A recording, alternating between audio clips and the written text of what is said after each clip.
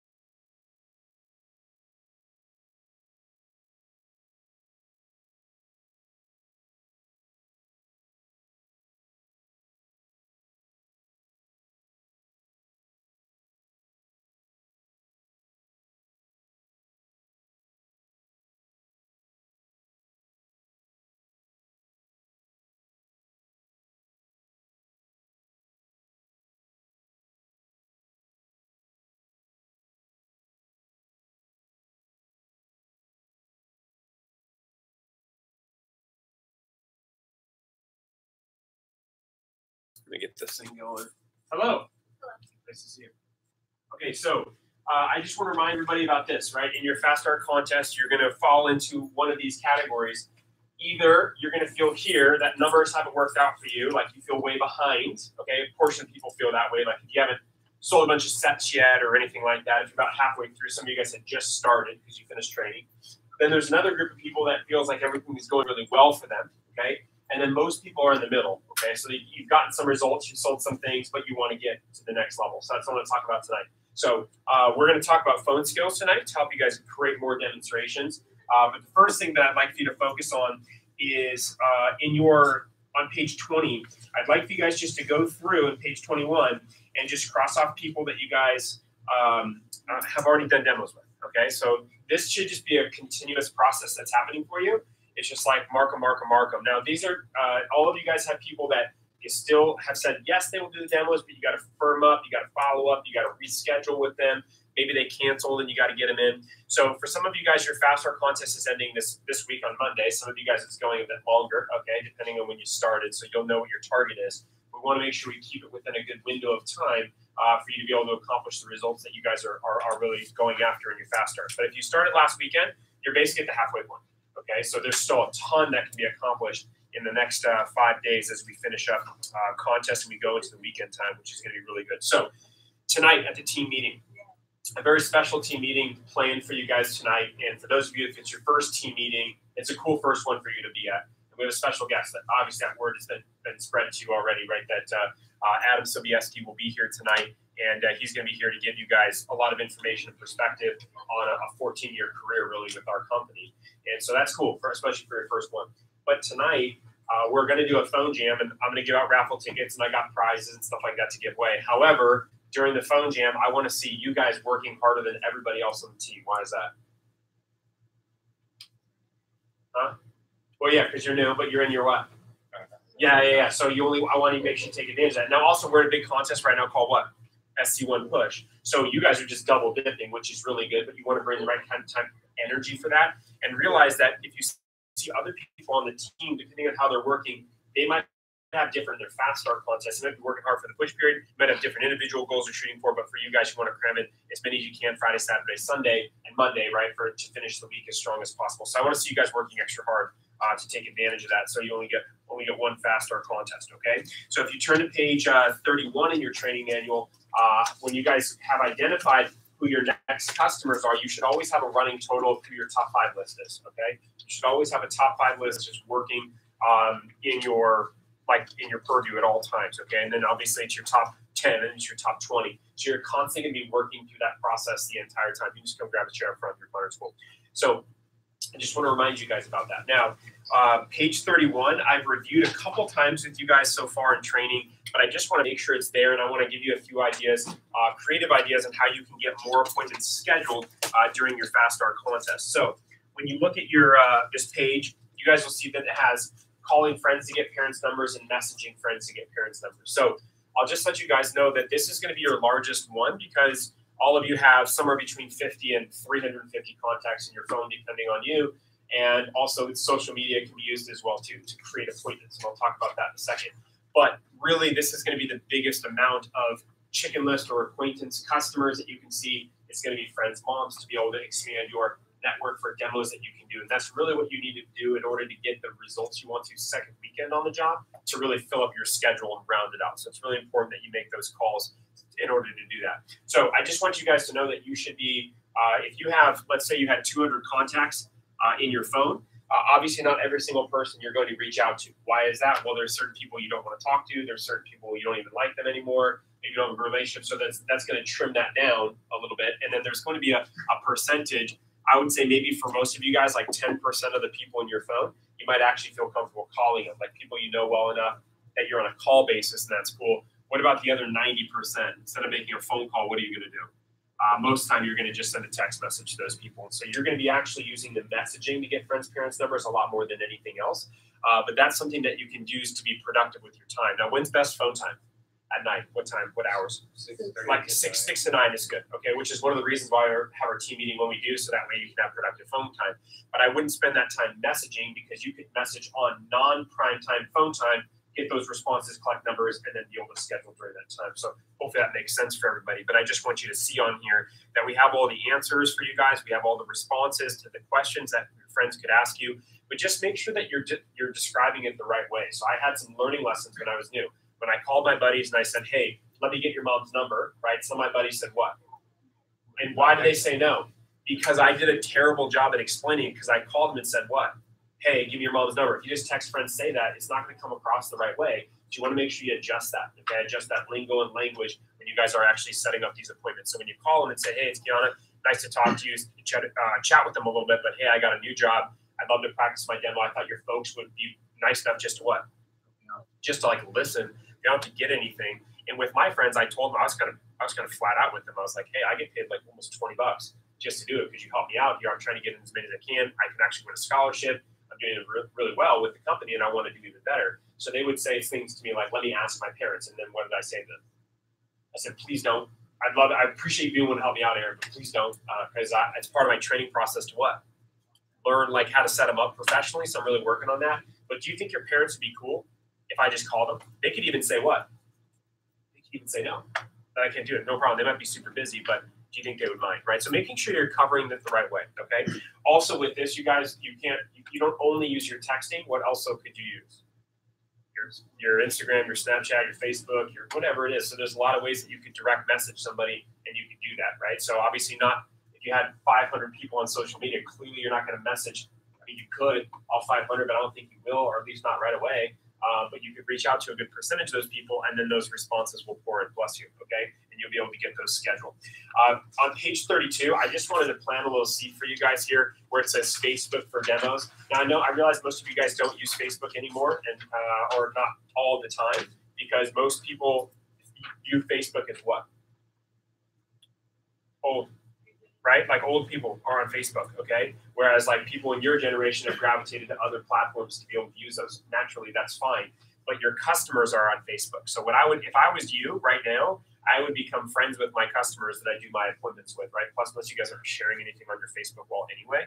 But when you become friends with them, you can also see their friends, right? It's also a great way to do that. So if I was doing it now, every demo that I do, I'd be taking a selfie with my customer. Why would I be doing that? Because Mrs. Jones thinks that's cool, okay? And then I would text that selfie to her, and when she lets her friends know, because she also sent the selfie.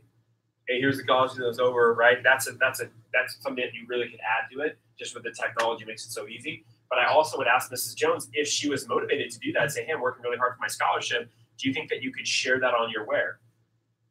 Yeah, but if you're friends with her, then you can see all the people that liked it or commented on it. Oh, I've been looking for a cut code. Oh, yeah, I'll help out. I'll help out. No problem at all. And that's another way that you can create extra appointments where that I didn't never have that opportunity when I was a representative just because the sources didn't exist. So there's a lot of different ways that you can add layers to it.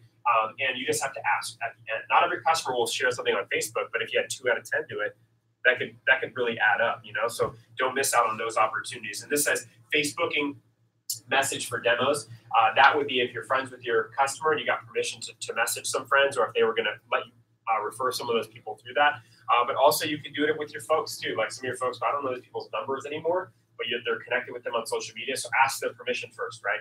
I think that would be a good philosophy to do. But if you're friends with them, then you can message those people, and that might be something that you can do, and you can actually get some results from that too. So you can use social media as well. Okay, so if you turn to page 29, we're going to talk about some phone tips, and I want to review a few things tonight that are going to help you schedule more appointments.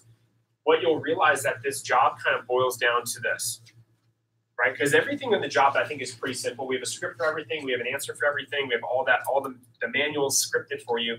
But this is really the part of the job that always felt like work to me, right? Can you guys relate to that? Like this is the job that felt like work, and it was also the part of the job that I enjoyed the least. Can you guys relate to that? Okay. Now, why did I enjoy it the least? Well, first, this was awkward for me, right? Just getting in the habit of that. Second, right, if I was talking to a lot of customers, I could book, but I could also, I just had nerves, right? I had the what if. But really, once you get past that point, it gets a lot easier. But eventually in your career, you'll actually become motivated by phone calls, because you'll notice that the more phone calls you make, what happens to your paycheck? It goes up pretty dramatically too, especially as you advance quickly. It can really add up. And my top representatives, they don't really necessarily even think about selling Cutco from a perspective of having a sales goal. They have it way more from having a phone call goal. Okay, a phone call goal saying like, I'm going to do this many this day. I'm finished up training. You guys can make calls anywhere you'd like to before the meeting, just not in this room. Okay, any other office is cool. So, hey, Armando or Leilani will do raffle tickets as well too for demos booked. Okay, cool. All right, so lost my train of thought. Was it? Oh, amount of calls people are making. Okay, so it's focusing on that number. So I'll help you out with that. So we're going to cover phone tips tonight. We're going to cover the acquaintance approach. So I'm actually going to stack on a new approach, a chicken list approach. This is what we call this one too. This is for people you like sort of know, like you know they exist on this planet and they know that you exist on this planet. This also might be people you don't really have not really met before, but when you say your name, you can be connected to them in a way. Like for example, this was the approach I used to book with all of my sister's friends' parents. Right? So when I called them, all I had to say was, hey, this is Evan, Marissa's what? Brother, right? And then what would they say? Oh, okay, how you doing? Boom, I would book the appointment. Like it just, so I have some sort of recognition, right? And then the next layer to that, of course, would be recommendations, which we'll get to, all right? So let's go over these phoning tips right now. I'm going to kind of popcorn around and read on page 29. Connor, I'm going to have you go first. And I want to talk about some of these, so feel free to make some notes in here. But some things are redundant. We've talked about them before, but there's going to be some new stuff in here as well. Okay, all right. Is this the acquaintance approach? Yeah, on the very top where it says phoning tips, we're going to do those first. Make sure calls from the office. Make calls from the office whenever possible. It's a great environment for maximum. Okay, so why would I tell you guys to make calls from here as much as you possibly can? So you can focus, no distractions. What else? Why else will I tell you to come here? The environment's really good. What? Yeah, there's people around you that can support and help you. That means something, right? So even when that happens, like you guys, it'll start to actually train you when you hear other people hitting the bell. It'll make you like, oh man, I need to hit the bell. You know, so there's part of that process. Think about my office like a gym. Okay, if you come to the gym more, what happens? Yeah, you get in better shape, right? So that's pretty simple. But the more you come in here, the more CPO you're going to create for yourself. So there's no secret that there is a direct correlation with the amount of times people are stepping foot in my office with the amount that they sell. What happens to you guys at home when you try to make phone calls? Distractions, right? It's noisy, right? And also, typically we're probably on ourselves, unfortunately, as humans, we're very easy taskmasters on ourselves, right? Like we don't always push ourselves, right? Who gets the best out of you? It's having coaches and mentors out of you that are going to ask more of you than what we ever really ask of ourselves oftentimes. So in my experience of working with reps over the last 10 years, it's been very rare that I've ran into someone that's so independently motivated and self-motivated and disciplined that they can do it on their own, right? Some of you might feel like you have a good discipline, but I would tell you that when you come to the office, you're going to get better results, okay? You're also going to get better form. And sometimes I have reps say, oh, I'm getting a lot of no's on the phone, or I'm getting reschedules or cancellations, but they're making calls at home sometimes. And when we hear them in the office, I can just make these, any of my staff can, just make these easy tweaks. It's like, oh my gosh, don't say that. And you don't realize what you're saying is incorrect. So there's a learning curve to getting good on the phone. And I got good on the phone by being in the office and sitting next to other people that were good on the what? Yeah, that's how I developed my skill set, right? Because I was able to learn and watch and listen. So I encourage you to do that. So I realize all of you guys have different driving distance in order to get to my office, right? But I would encourage you that you're coming in more often than not. During your fast start, I would be in here all the time, okay, for sure, because you're going to get better results than you are at your house. After your contest is over, I would tell you guys that you should pick maybe 1 or 2 other times a week that you want to be in the office where you come do work, like just like any other working professional. Like I'm going to go to the office and get work done. When I was new, I had about a 20-minute drive or so to my office. And sometimes I felt like, oh man, that's, 40-minute round trip or whatever. I could just make the calls at home, but I never got them done. I never got them done to the level that I needed to get them done. Okay, so we want to make sure we help you guys get those results. Okay, Kiana, could you do the second one for me where it says stay organized? Stay organized. Always have your planner with your approach and your content. Okay, so whenever you come to the office, you guys don't need to bring your knives, but you need your manual. You need your script. You need your names and numbers. You should always travel with your charger now. Like you should, maybe do that already, but you should always have that just so you can plug in and your phone's not dying. You don't want to be the guy that shows up at the event like, oh my gosh, my phone's dying, right? We do have some chargers in the office that people can swap and use, but you just want to make sure that you're not, you're productive when you're here. Otherwise, you're just going to sit here and not get the results that you want to. So make sure that you're prepared with that, prepared with your referral book. So one of the things that I'm going to give you guys tonight, okay, which is really important, is our call tracker, okay? So when you make phone calls in my office, one of the big things that I'm a proponent of is doing things the right way. And you don't have to be really talented at this position or have great skills right away when you're brand new. All you got to do is follow the program, and then the results will eventually start coming for you. What I want to make sure that you're able to keep track of the results and numbers that you're getting. So this telephone scorekeeper, basically every time you guys make phone calls, you want to keep track of this. Okay, so you'll see at the top, the legend is really easy. It's just you make a dash every time you make a phone call. If it's a disconnect number, it's a voicemail, whatever. It's just to keep track. Okay, if they pick up and Connor doesn't schedule, they get an X. And then if they pick up, he talks to him and schedules, they get an X in a circle. So that's like I created an appointment. So now from this, you'll actually start to learn your ratios and your numbers, like how many phone calls does it actually take to book a demo for me, right? So you have to look at, you guys know how statistics work, right? You need a bigger data set to actually get real numbers out of it. You can't make 3 phone calls and have 0 people pick up and be like, wow, phone time doesn't work. Clearly you need to put in more numbers, right? So that's this idea. So when you guys make phone calls, I actually want you to focus more on the activity when you're new.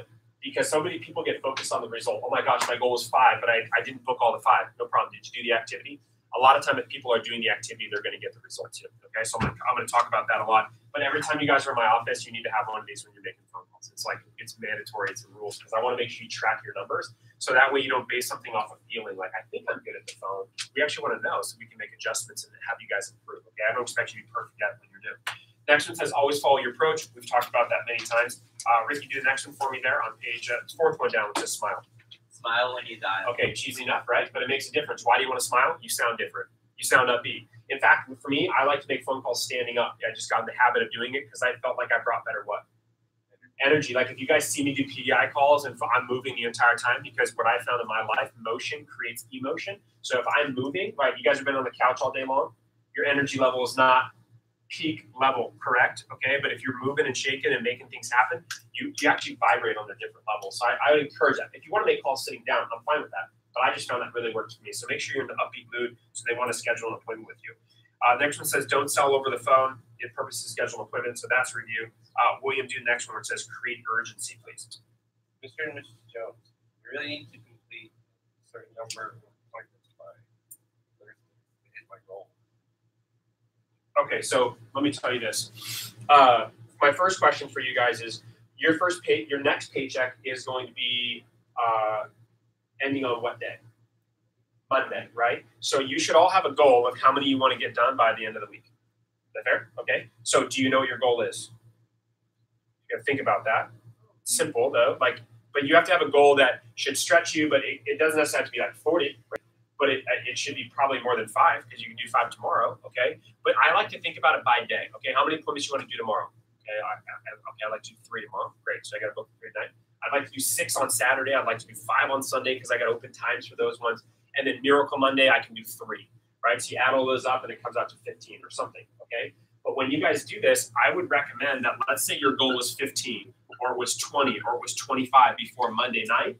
You can share this with the customer, but what I always teach to create urgency is, Mrs. Jones, I only need 1, 2, or 3 more to stay on track for my goal, okay? So if Connor's talking to Mrs. Jones, says, hey, my contest ends on Monday and I'd like to get 20 done, but I actually only need 1 more tonight to stay on track for my goal. Is there any way you can squeeze me in? The customer can make the customer feel like they're making a big difference versus if you say, hey, my goal is 30, and they go, oh, what, something, got a big goal, keep working at it, But hey, I only need 1 more. I only need 2 more to stay on track to hit my goal. Eventually, in my office, when I made friends with other people in a good competition, I used to tell customers, I'm like, I'm making calls with Mike right now. He's 1 ahead of me. I just need 1 more to stay on track. Can you help me beat Mike? She's like, I should know Mike is. It doesn't matter. I just want to create some urgency for my clients. So don't say things like when's good for you or like, hey, whenever. You guys want to design your schedule and you want to make sure you have that small number, even if your goal is a lot larger. Okay. The next one, always offer a choice of 2 times. This is a review, but I do want to let you guys know that a lot of representatives fall out of the habit of doing it after the customer gives them 1 or 2 objections. For example, if I'm trying to book an appointment with Melissa and say, hey, I can see you tomorrow at like noon, or would 6 be better for you? Okay. And she says, oh, Friday's kind of out. It's really busy. then a lot of representatives will start to gravitate into weaker language and start saying things like, well, when's Saturday? Or like, when could you do it? Are you free? Instead of going, okay, hey, if Friday's out, no problem. I got Saturday, but I only have a few more appointments left over. So can we do one at 2 or would 6 be better for you, right? So I go right back into those times. And I want to use assumptive language, right? So if I'm giving 2 times, I'm assuming she's going to say what? Yeah, so I want you guys to be using assumptive language. Like, Mrs. Jones, do you want to get it today with a credit card or would a debit card be better? Right? Like, I'm assuming that way, right? Do you want the cup in the white or the black or the red? Which one would you like, right? But I'm assuming a sale within my lingo when I'm doing it. So that's a good technique to use, okay? The next one, Mike, could you do that one where it says be enthusiastic?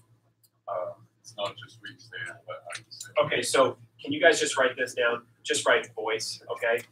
And I want you guys all to develop a phone voice. You guys know anything about phone voice? Okay, so especially for you gents, if you have a deeper voice, okay, it can be, it can sound not as great to a customer on the phone, okay? It can sound a little more intimidating. But you want to make sure you sound really nice, really upbeat. My best analogy for that is when guys hang out with each other, just guys, how do they talk? You know how they talk, right? They say things, colorful language, right? But if you guys have been with guys before and then he gets called by his girlfriend and he picks up his phone, does his voice change a little bit? And most of the guys, actually, if they're like in a group, they will do what? Why? They don't want him to go, oh, hey, girl. They're like have a different voice. So I want you guys to have that voice with Mrs. Jones where you're like a little bit more upbeat. You don't sound intimidating, those types of things. So just check that a little bit when you do it, especially for gents. But you want to make sure you're upbeat, okay? Also, what you say really matters to a client, okay? So realize that in communication, depending on the communication book you read, they say 7% of communication are the words we use, 93% of communication is everything else. Facial expressions, tone, pace, gesticulations, right? Intensity, speed, volume. Like there's a lot of other ways that we communicate with our eyes, all those types of things. But I want to make sure that when you guys think about when you're scheduling an appointment, would you schedule an appointment with you? Do you understand? She was like, that was pretty honest. She was like, okay. Why is that? Well, hey, do you know the approach really well? Have you studied it? Have you rehearsed it? Okay. Are you upbeat? Do you sound exciting to meet? Do you sound fun on the phone? Like these things make a difference. If you call a customer and you're in a bad mood and you have a monotone voice and it's super deep and scary and like, why would they want to schedule? So I want to make sure I'm learning that process with customers by just simply making more phone calls and getting close to people that are good at it. Okay, the next one says stress reference. Hey, Sal, I really thought you'd be nice enough to help me out. So when you do start calling recommendations, I'm pressing the button hard that they were referred by a friend. Okay, so like when I called Alexis Martin, when I was referred to from Pamela Healy, that's all I talked about on the phone. I'm like, oh, I'm Pam's friend. I was college over at Pam's house. Pam said you're super what? Super sweet, would help me out. She says you're the nicest lady in the world. Okay, but Pam and I had a great time. It was super fun. We got to cut a bunch of food. Pam's a kick, real kick. So I'm just dropping that as much as I possibly can because that makes me okay. That makes me okay. You understand what I mean? Okay, because I spent time with her friend. The next one, Maribel, could you do where it says set up specific times? Have you guys experienced this now at the point where it sounds like it's going to go off, but it doesn't? Okay, we want to make sure that we make adjustments on those. So I got really focused on scheduling solid times with customers. If a customer sounds wishy-washy at all, just go for a different day. I'd rather have a solid appointment that was 3 days out than a wishy-washy week one tomorrow. I want to count on that one on my schedule. So and you guys can let customers know too. Like Miss Jones, it sounds like that time's not so good. I'd love to get a solid time because my schedule's filling up. It would mean the world to me to help me hit my goal. So Friday and Saturday is out. Let's just do Sunday. How about like 3 or would like 6 be better for you? Something like that, or maybe even Monday, right? And I would go to the next one. So okay, that's important. Aaron, could you do the next one for me where it says firm up? Okay, so I'm going to teach you guys something super cheesy here. Is everybody okay with cheesy? Yeah. All right, I'm going to tell you anyway. Okay, so a couple things, reminders. All right, first thing is I have customers that I do demos with, is I have them tape a penny somewhere that they can find it. Okay, so on the phone approach, one thing you guys can add in is I'll say, Mrs. Jones, now this is with the exception of virtuals, right? So face-to-face. Ms. Jones, do you have a penny close by the way? I'll actually need it for the demonstration. Could you tape that somewhere or put it somewhere as a reminder, like I'll need that when I come over, okay? Why do I really want her to tape a penny to her schedule or put it by her coffee pot or put it on her refrigerator? It's just a reminder. I know I'm going to cut the penny, but I just want them to, okay, I want little things that can be reminders for me Because I don't know if you guys have gone up to a customer's house before and knocked on the door, you call them and they forgot about you. Okay, we call that getting porched. All right, congratulations, you got porched. All right, it's not the most fun part of the job, but if people forget, they forget. What should you do if you get porched? Yeah, well, yeah, reschedule for that customer. I would wait for 15 minutes and just in case they're coming home. If it's a virtual, I'd call them again in the next 10 or 15 minutes. And then what would I do? I was like, well, I was going to do a demo. I was going to work, so I should just, boom, I'll just create 5 more appointments. I'll just create 10 more appointments. I'll turn, the lemons into lemonade type of thing, right? So it's an opportunity that way. So I want to teach you to think that way. The other one is the smiley face, okay? So I always have customers write out my name, okay? And you guys too, if you have an easy name, spell out your name because they will act, when you start spelling it out, what are they going to start doing? Like when I say, hey, Ms. Jones, my name's Evan, that's E-V-A. There's an implication in that she needs to start what? Writing. Yes, okay, she needs to start writing. And then you're going to tell Mrs. Jones to draw a picture of you, and you're going to tell her to draw what? A smiley face. Ms. Jones, actually draw a smiley face. That way you know what I look like when I show up, okay? Super cheesy, okay? But it works with 50-year-old women. Okay, they think it's great, it's cute, and it makes you seem less intimidating, everything like that. It's adorable, okay? So, and then I encourage you guys to personalize your smile. I used to just tell my customers, Ms. Jones, just draw a stick figure and some spiky hair. I'm a skinny white boy, that way you know what I look like when I show up. And they go, ha, ha, ha. But I didn't get forgotten about. Right? And I had these little cues with my clients so it would help me not, like, I wanted to convert appointments that I booked up. And being cutesy and like cheesy and stuff like that is actually good in a job like this because of the client base that we work with, okay? Don't go say that to one of your friends. They're going to kick you out of the friend group if you say it, but if you say it to a 50-year-old lady, it's all good, okay? So the next one, Alyssa, could you do that one where it says try not to book? Absolutely, right? So you got to make sure you keep it within that window. So tonight, I would book Friday, Saturday, Sunday, and maybe Monday, okay? But if a customer said, hey, can you call me on Friday? Next Friday, I'd love to do it. I might put them in, I'll say, what's a tentative time? Knowing that like the Tuesday or Wednesday next week, I'm going to firm up that appointment, right? Because I don't want them to forget about it. Because when you see Max have kids and anything can happen, right? Schedules can change, things can get a little crazy. So typically I want to keep it like that. Build rapport with the customer and ask their schedule before you book up a demo. Handle the I'm busy or at that time doesn't work objection before it comes up. What do you have to tomorrow? Any special plans? So you're pretty open on this day. Nice part for you guys is we don't have any other holidays coming up basically until Labor Day, right? In the summertime, there's not really any other holidays. So the next thing you're gonna have to deal with are like vacations, right? So working around customers' vacations. And if they said, hey, I'm going to Tahiti with the family, then you're gonna just say, great, awesome, perfect. When you back, enjoy, and I'll make a reminder in my calendar to call when they get back. So I'll follow up on that. Okay, the last one right here. Connor, could you read that one? Which says consistent. Consistent phone effort equals consistently big paycheck. Okay, so I have to go over this before we go over the approach, and we'll go over the objections and stuff. But this is so important. Okay, I want to actually help you guys change your view on the position for what's going to create success. So it's not about just selling homemaker sets. It's not just about seeing all your family and they're not working the job anymore. It's nothing about that. It's about getting you good at the skills at the job that are going to help create the biggest income opportunity, experience opportunity for you, resume builder opportunity for you.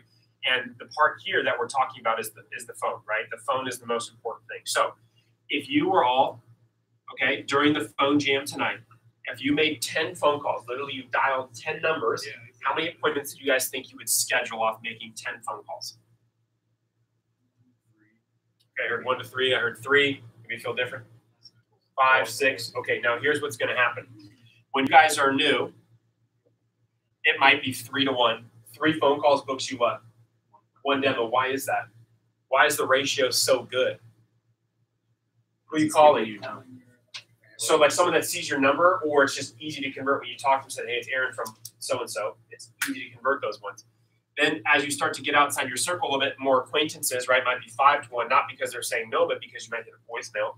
And then with recommendations, we usually use this. This is like a rough ratio to use, 10 to 1, okay? So 10 phone calls books you 1 demo, all right?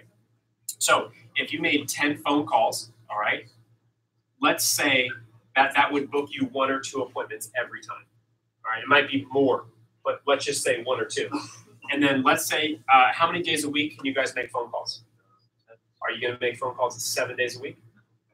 Okay. No, not necessarily. I'd say this. If you committed to making phone calls 5 days a week, just 10 phone calls, how much time is this, by the way? Yeah, 20 minutes, like 30 tops, like if you were like speaking to people on the phone and having long conversations. But this is probably like 20 minutes. Is that a lot of time? That's no. That's not a lot of work. If you think that's a lot of work, we can have a work ethic conversation after the team meeting tonight. Okay? I'd love to have that conversation with you. Okay? But this is not a lot. So if you're doing this 5 days a week and you're 1 or 2 demos each time, how many demos are you scheduling? This is 7 demos. If you do 7 demos, how much are you going to sell?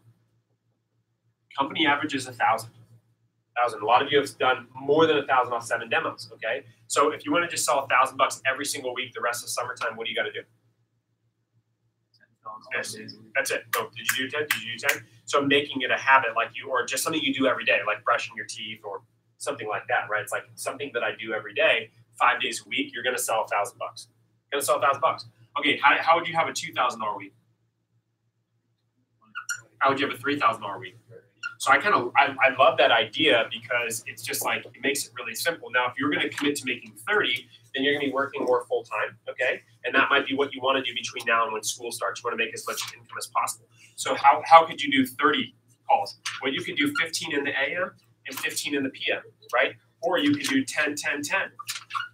10 in the morning, 10 at lunchtime, 10 later, or you can just do a block, right? 30 at night, whichever you like, or 30 in the morning. You can do it at Champs Club. So either way, this is going to produce $2,000 in sales a week. This is going to produce $3,000 in sales a week. So how do you stay consistent at the job? That's it.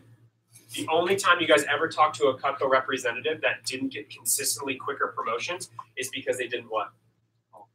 They literally just did not make the phone calls, or they try to always make them where?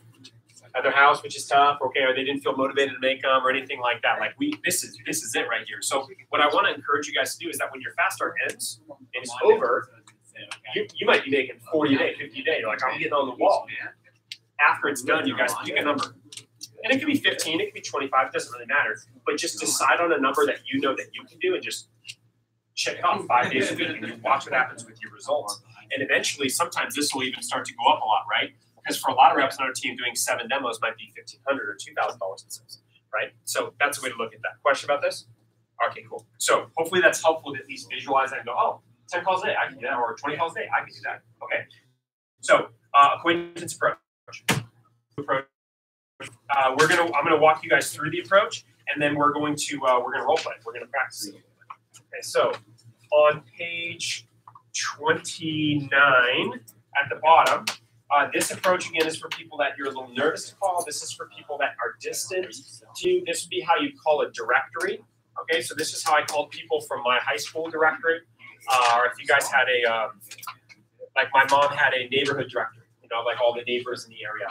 This is how I called my parents' coworkers, you know, to do appointments with them. Some of them I'd never met before. Okay, but I was connected to them because my folks worked with them. So those were still really easy ones to book up. It was almost like calling a recommendation, so to speak, because some of them I'd never met before. But a lot of them I'd met like once or twice, or they knew of me. Especially when you guys talk to your parents' friends or parents' coworkers, who do they normally talk about? If people have kids, they talk about who? Their kids, right? Or they either talk about them positively or complain about their kids, right? I don't know what situation you're in, but either way, they are what? Talking about. Hopefully they're saying nice things when you talk to these customers, okay? So something to keep in mind. So, hey, so-and-so, this is blank. How are you? I don't know if my name rings a bell, but blank, right? My mom works here. We used to go to St. Columba together. You used to sit in the front pew for me in church. You used to be my 6th grade teacher. You were blank, right? So this is how you guys can set this up. You can also use this in person, too. Like this approach I basically use to book an appointment with my dentist, right? How did I book an appointment with my dentist? I was there. Right? And I was like, oh, by the way, Dr. Gray, like I got this cool new job summertime. I figured that I've been giving you guys business for the last 15 years when you guys work on my team. Can you sit down and watch my demo? Okay. And he was like, yeah, for sure. By the way, you bought a galley set, which is really nice. And who did Dennis hang out with? Dennis, right? So that I was able to get into some nice networks, nice markets from doing that just because I said, yeah. If you would have said no, I'd be like, all right, just rid of that.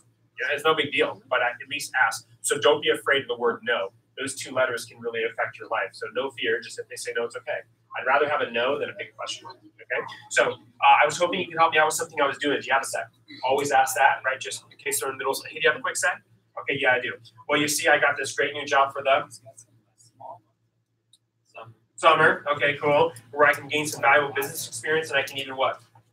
I can earn a scholarship, right? That's great. The company actually pays me to show the product to people in the area. I'm still pretty new. I'm not really prepared to see people that I don't know. So right now I'm practicing with people that I thought would be nice enough to help me out. Now, Mrs. Jones, please understand that you don't have to get anything. I'm doing it for the what? Plus, the appointment is a lot of fun and won't take too much of your time. So, Mrs. Jones, I'm in a huge contest, and I was supposed to do 15 appointments by Monday, but I only need like 1 or 2 more just to stay on track for tonight for my goal. So, I was hoping I could stop by and see you guys real quick at day and time, or would time be better for you? Thanks much. I really appreciate your help. It means a lot to me. Is there any chance that your spouse will be there too? Right? So I want to ask if they're going to be there, okay? And then I get the address and repeat it back to the customer so that you have it right for your GPS.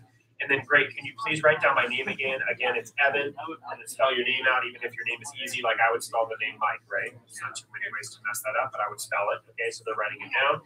Along with our appointment at day and time, thanks again. I can't wait to see you. I promise I'll be what? Better deliver. Okay, when you say you better deliver, I'll be the highlighter. Yeah, Mr. Jones, we're gonna have a what? We're gonna have a blast. It's gonna be awesome. So thanks. I'll see you on that day. Click. Okay. So it's a little bit more robust, right? A little bit more we're adding on just because we're giving them a little bit more context of what you're doing. Because when you don't know them as well, you want to give them a little bit more information versus if you're calling your granny, it's like, hey, I'm coming over basically because she's your what? Granny, right? But for someone else, I want to let them know, like, hey, I'm practicing, I'm new, like I get credit for it. You guys don't have to get anything, like, but I'm giving you the gist of the basics. All right. So I'm gonna have you guys practice this one. Yes. 2, 2, you two, and then you two are gonna role play unless you role play right behind you with Aaron. So what I want you guys to do is I want you guys to flow through this approach one time each, and then we're gonna go into the questions. Okay. You can decide who goes first. It doesn't really matter. It doesn't really matter to me.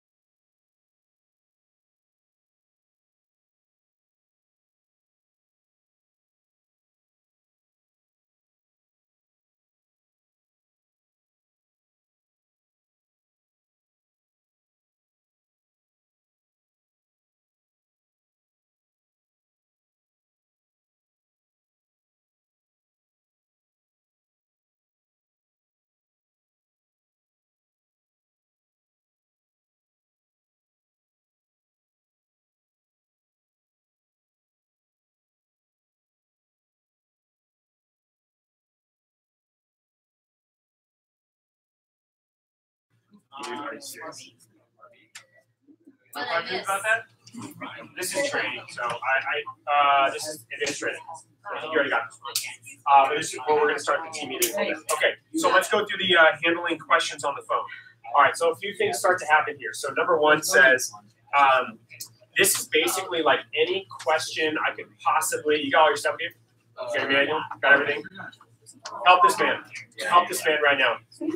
Okay, I already own it. That's awesome. How long have you had it before? These questions, basically, you guys, are anything that I can possibly think of that a customer has like ever said. So once these are here, you can handle it easily.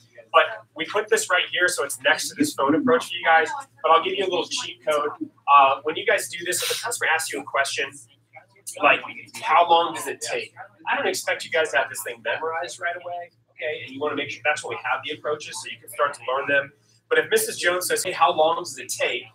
And then you're familiar with where this is at, then there's going to be silence on the phone, right? Do we want silence on the phone? No. So she's like, hey, how long is it going to take? And Connor's like, oh, about 45. And it's not like snappy. Then it makes you seem a little bit less prepared. So my cheat I always used was how I would repeat back what they said to me to buy me time. You understand? So it's a very nice technique, especially. So he says, hey, how long is the appointment going to take? Boom, and then you go through there. So that's really helpful. It's also helpful in your relationships. It's helpful with my wife. You know, if like she says something to me and I don't know how to respond right away, I will what? I will repeat back what she said because that's active listening. Smart, okay? And then I'll say, oh, okay, and it gives me time to think about what I want to say. Okay, very good technique. All right, so I already own it. I'm not going to read through every single one of these, but I'm going to have you guys sprinkle a few of these at each other when we're practicing this approach. So, and then we'll have team members come in, and it's going to be team meeting time. Okay, so busy, no problem, Mrs. Jones. I totally what? Since I know you're busy, I promise to be in and out before you know it. So if that day's crazy, could you squeeze me in real quick at this day or would this time better for you? So how do you say the word squeeze? You know what I've found though is that there's always squeeze. All right, just like I'm going to be in and out. Okay, that's the big one. Have you guys had a customer say, call me before you come over? Read in between the lines. What does that mean? That means it's not a solid appointment, right? If you ask a girl on a date, she's like, yeah, Friday's good, but like call me first just to make sure. You have no date. You shouldn't count on that for sure at all. You should be thinking like, hey, the time's probably not good. So I always learned early on that I would like politely call customers out on that. Meaning I'd go, oh, Ricky, it sounds like that day's just kind of a crazy day. Like maybe we can't, maybe you have something going on, no problem at all. If that day's a little bit busy and you're unsure, let me just do it on Saturday. With this time and this time better. I'll go to the next day. So I want to make sure. Okay. The next one says, call me tomorrow. Okay. How many of you guys had a customer say, call me back? Okay. Yeah, for sure. So, or how many of you guys had a customer say, hey, can you call me tomorrow? Or can you call me at this day and this time? So this is the best one. I love using this one. They're like, oh yeah, can you call me tomorrow at like 10 a.m.? And I'd say, yeah, perfect. That's great. So you'll be there at 10. Is that a good time? Okay, cool. Well, I actually have a what? I actually have an opening at that time. Why don't we just do it then? Okay. But it's kind of a nice way to, they're like telling you when they're going to be available, provided that time works, you can totally do that, okay? Can't you just say you were here? You guys had a customer say it. Yeah. That's customer with low integrity. Right? So just joke with them. What do you say? No, Miss Jones, I can't what? I just laugh it off. Like, no, Miss Jones, I can't lie to my boss. All right, but I appreciate you willing to help me out. Plus, I'll be in and out. So I'm not going to buy anything. I'm not interested. Those are basically the same ones. What's the gist there? Hey, you don't even have to be what? Interested, because I get credit just to do it. Miss Jones even helps me stay on track for my scholarship, right, for the company. So it's all good. You don't have to be interested in getting anything. You just have to just listen, right? So that's it. I've seen the demo 100 times. What do you sell, etc. Okay. So what I'm going to have you guys do is I'm going to have you sprinkle in a few of these questions with your partner. Okay, so we can go through this process. And what you're going to do is you're going to go through this approach here, your acquaintance approach, and then your partner's going to throw in a question, like 2 questions at you. And I just want you guys to get the vibe and flow of going like this, okay, backwards and forward. And Brian, if you don't mind, could I have you role play? Would you mind? Okay, that'd be so nice of you. Thank you. So you guys are going to go through the acquaintance approach, and then your partner is going to sprinkle in 2 questions, and you're going to book the demo, and then you're going to reverse it, and then you're going to ask 2 questions, and your partner's going to book the demo. Okay. During this time when you guys are role playing, people will be finding seats and chairs and stuff like that as they're coming in. So just ignore those people. We'll be starting our fire meeting Very, very soon. Okay, sound good? And I'll have you guys turn something into me. So go ahead and start. If you went first last time, go second this time. Okay. So Brian, did you please? Yeah. Yeah. Hi, Ricky. It's Kiana. How are you? What? I'm good. Y'all know it's my ring. What? My day rings ago, but my mom A family event?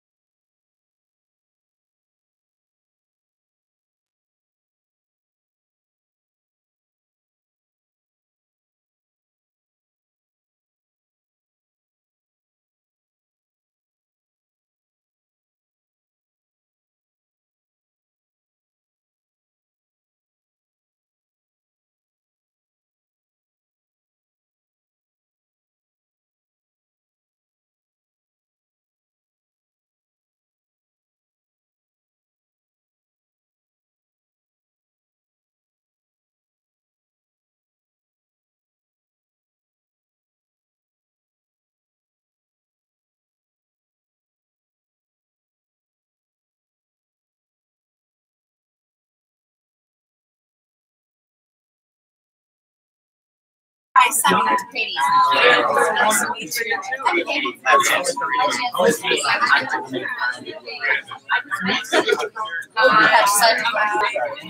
That's what I like. That was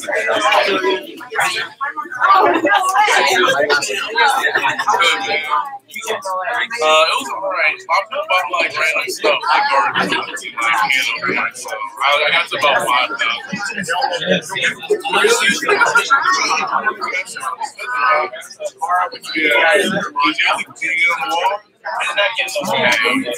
Everybody go get stuck in the corner, just like duck dodge.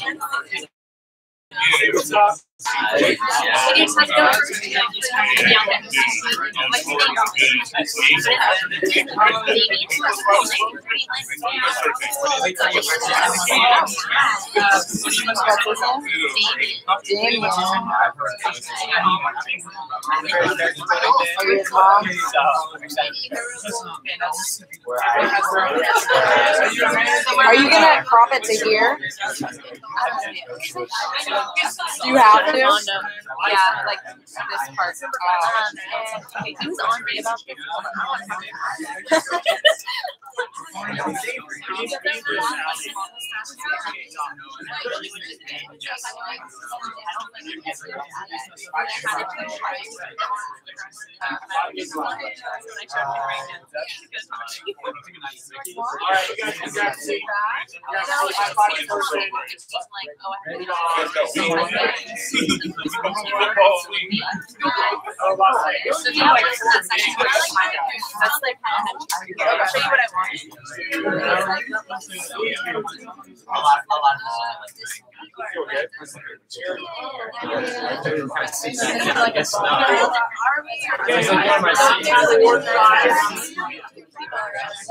Go ahead and pull out your raffle tickets. I got too excited to not have to. I'm sorry. Now you got that one. If you win. I'm finally All right. This shows if you buy the trimmer, then you get this. You should get excited about this thing. Yeah. This is a guaranteed forever trimmer sheet. And then I got a Cutco pop socket, which I think is cool. Okay. First winner. By the way, for on-time awards for team meeting, it's always 15 minutes before the time of the event starts. Okay, so just so you know. 865. Okay. I don't know what I'm at. Okay, yeah. All right. 934. Give a round of applause. You just won.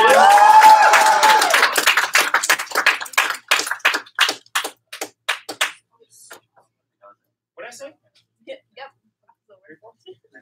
Okay, great. And then other winner here for a little pop socket action is 865-946. I'm 7.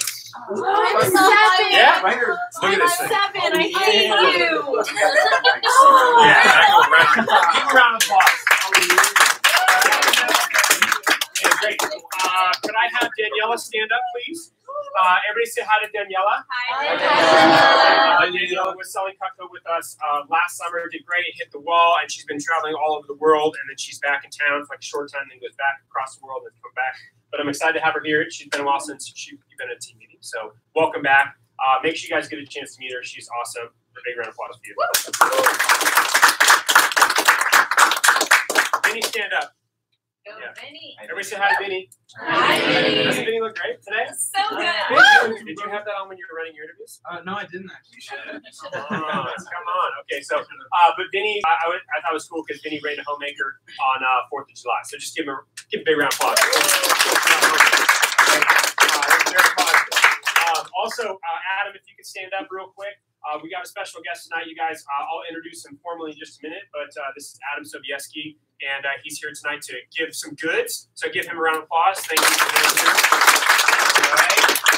Appreciate it.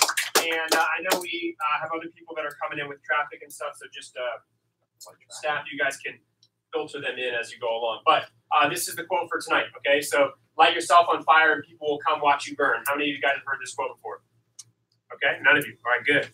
I like it a lot. Okay, I like it a lot. Where you guys, if you notice that people in life, when things are going really well for them, they just become like magnetic. Like people want to get around those types of people.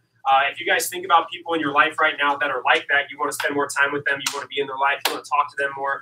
And I want to encourage you guys to think like this, right? It's like, what would it take for you to light your fire in Cutco, but what would it take for you to light your fire in life? And how would life look different if you were doing that? So I learned a long time ago that the two scariest things in the world is lack of momentum, okay?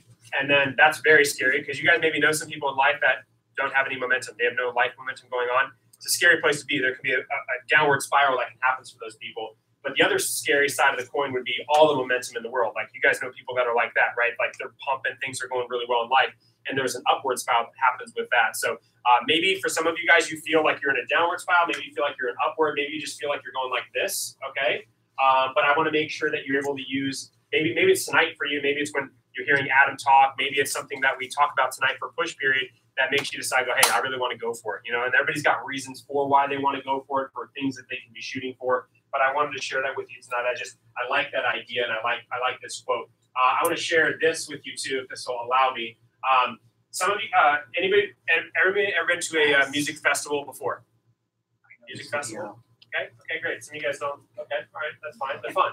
And you should go. They're a great time. Okay, and this man here is dancing. Okay, and I'll show you. And I just want to keep the idea of light yourself on fire and people will come watch you burn idea when it comes to this. So one of the things I think is kind of cool for this, even though his dancing is really bad, before the beginning of this video, there's there's like 30 seconds right here where this guy is standing by himself and he's dancing by himself right now. Have you guys ever seen someone just doing something by themselves and they're doing something really weird and strange, and usually people just what?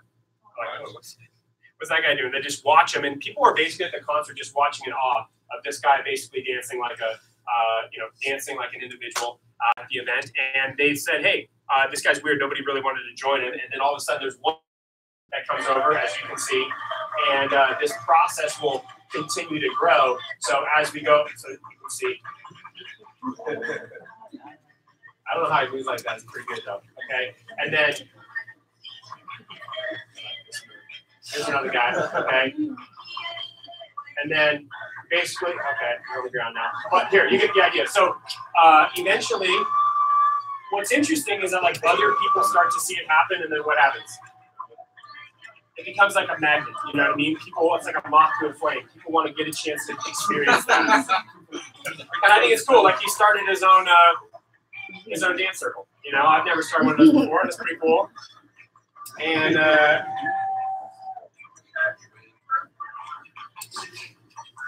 what ends up happening is that all these people start going over. Yeah. Now it's become okay. And then it starts to get a little heavy. Okay. There's a bunch of people. Nobody wants to miss out. Except there's some people still sitting, but.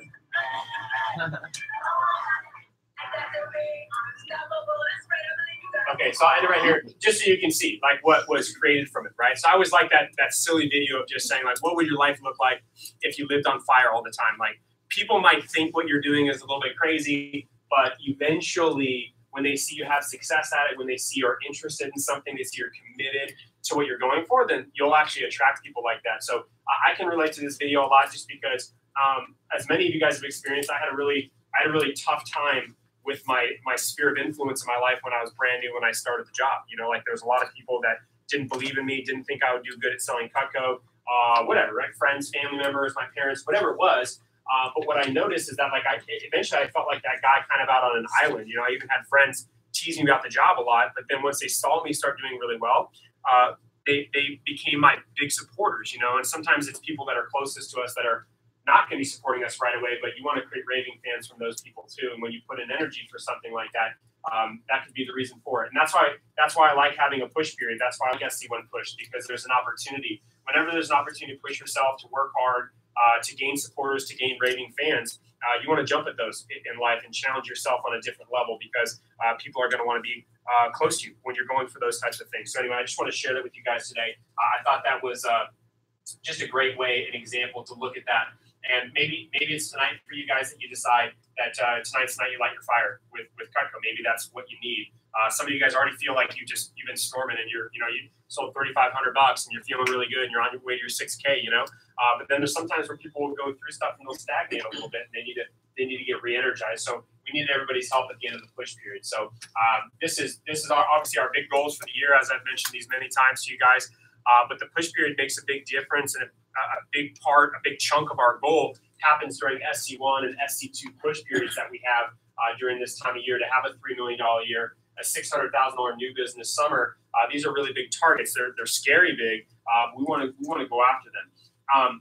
I want to share with you guys too that right now the pilot office is doing extremely well. We're very, very strong, and we just came off a huge week. So you guys know our top representative taking it to a different level. We had some people do some exceptional stuff last week. But right now, the pilot office, just last week, our team sold, I believe it was about $136,000 with the Cutco just last week. And we were the #1 office in the nation last week again. So for the 3 weeks in a row, we've been the #1 office in the entire nation out of all the hundreds of offices that are across. It's our team, our CSP, our FSM team that have been really throwing down. And so I want to thank you guys for that. And just give yourself a big round of applause because I think that's pretty awesome. Now, even if you go, hey, I didn't hit my sales target for the week, or I didn't get the number that I wanted to, that's okay. That's understandable. Sometimes you have off weeks. Sometimes things aren't going to go perfect or go your way. But this week, you always get a fresh start. So I really like that. So if your push isn't going how you want it to, we want to find areas of opportunity for you guys in the next 5-6 days to really accomplish the goals that you guys are shooting for while you're here. So I want to talk, before I bring Adam up, I want to talk about a few things tonight, and I'm going to give out some recognition when he gets done. But I know there's some people, Armando, you can help me too for prizes that I need to give out for people for tonight. So you can help me out with that, steak knives and that kind of stuff. I needed a list up here, but I don't have one for right now. But I wanted to make a mention for you guys that we have a lot of people that have been achieving some stuff for these prizes. A lot of you have had people come in for interviews, but I feel like Allie, did I give you your steak knife for Brandon? Okay, there's my first one. Oh, wait, no, you did. Last one, right? No, say you did. I get a steak knife.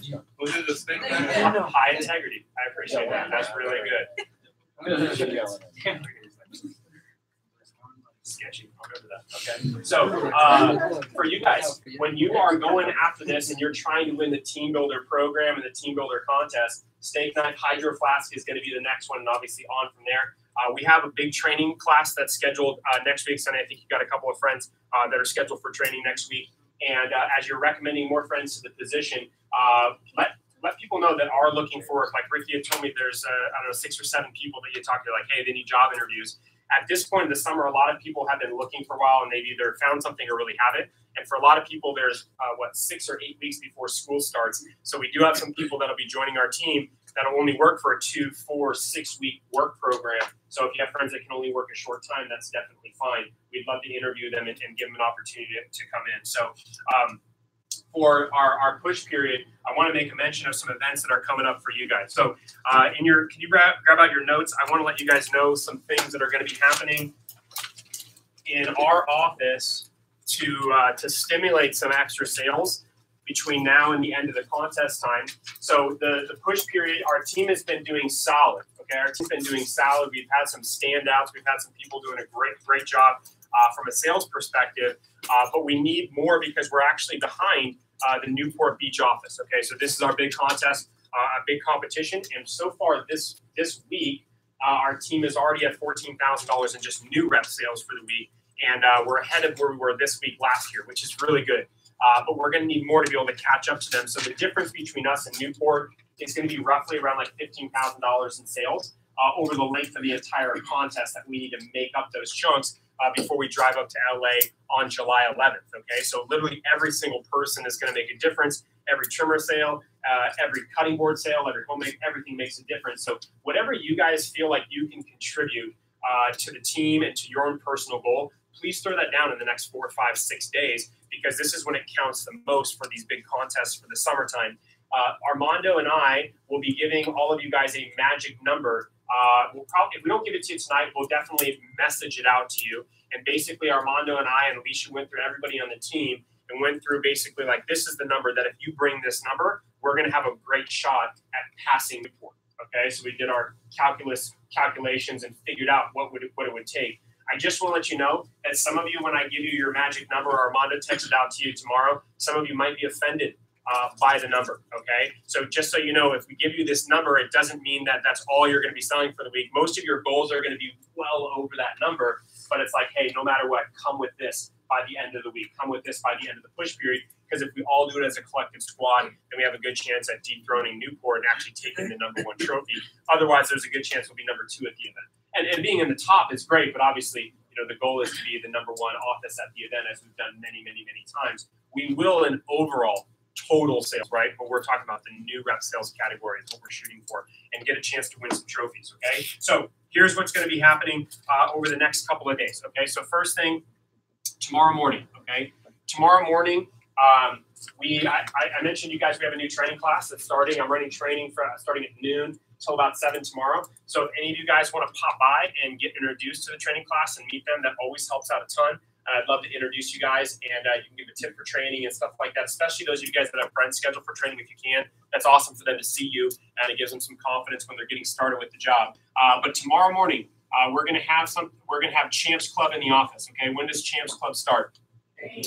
Champs Club starts at 8 a.m., okay? So tomorrow morning, okay, at 8 a.m., we're going to be having phone time in the morning, and then we'll also be doing a teaching topic in the morning tomorrow, okay? So tomorrow morning, when you guys are here, for those of you guys that want to come tomorrow for Champs Club, I'm going to be talking about how to sell upgrades with customers. There's been a lot of you that have been running into people that own Cutco already, and we want to talk about how to actually upgrade those sets to Homemakers, Signatures, and Complete sets. So if you're interested to come to learn that, I'm going to teach some basics, so that way on your appointments, you can make sure you can present that really easily to a client, okay? Also, tomorrow morning, everybody that comes is going to get entered into a raffle tomorrow morning for this bag, okay? So I do have some Gucci bags that just came in today, which is I'm excited about. So if you come tomorrow morning, some of you guys have had like individual conversations with me about Gucci bags. You're like, hey, Evan, I want a Gucci. Leilani, who's been working with me for a long time, wants a Gucci. And okay, just be here tomorrow. Okay, if you're here tomorrow, we're going to do a little raffle for a Gucci. But I do have a Gucci bag that gets paid out today. We do have several types of Guccis. And this one right here, Alicia won from a drawing before. And this one actually holds all of the gadgets that we have. Okay, we have a homemaker Gucci, we have an ultimate Gucci that will hold all the ultimate pieces, and then we have basically an entertainer pack Gucci. So this one goes to Alicia, so give her a big round of applause.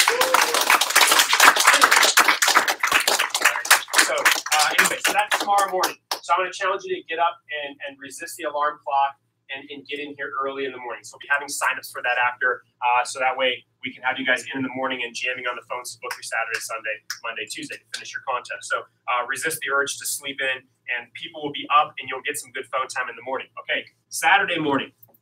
Okay, I told you guys, I put a picture of this in the group me. Okay, so I have money here that I would like to give you on Saturday. Okay, all right, so I have, I think it's about like $300, okay? So I'm going to be having, we're going to be having our Cash Money Phone Jam on Saturday morning. I know. Yeah, that's nice.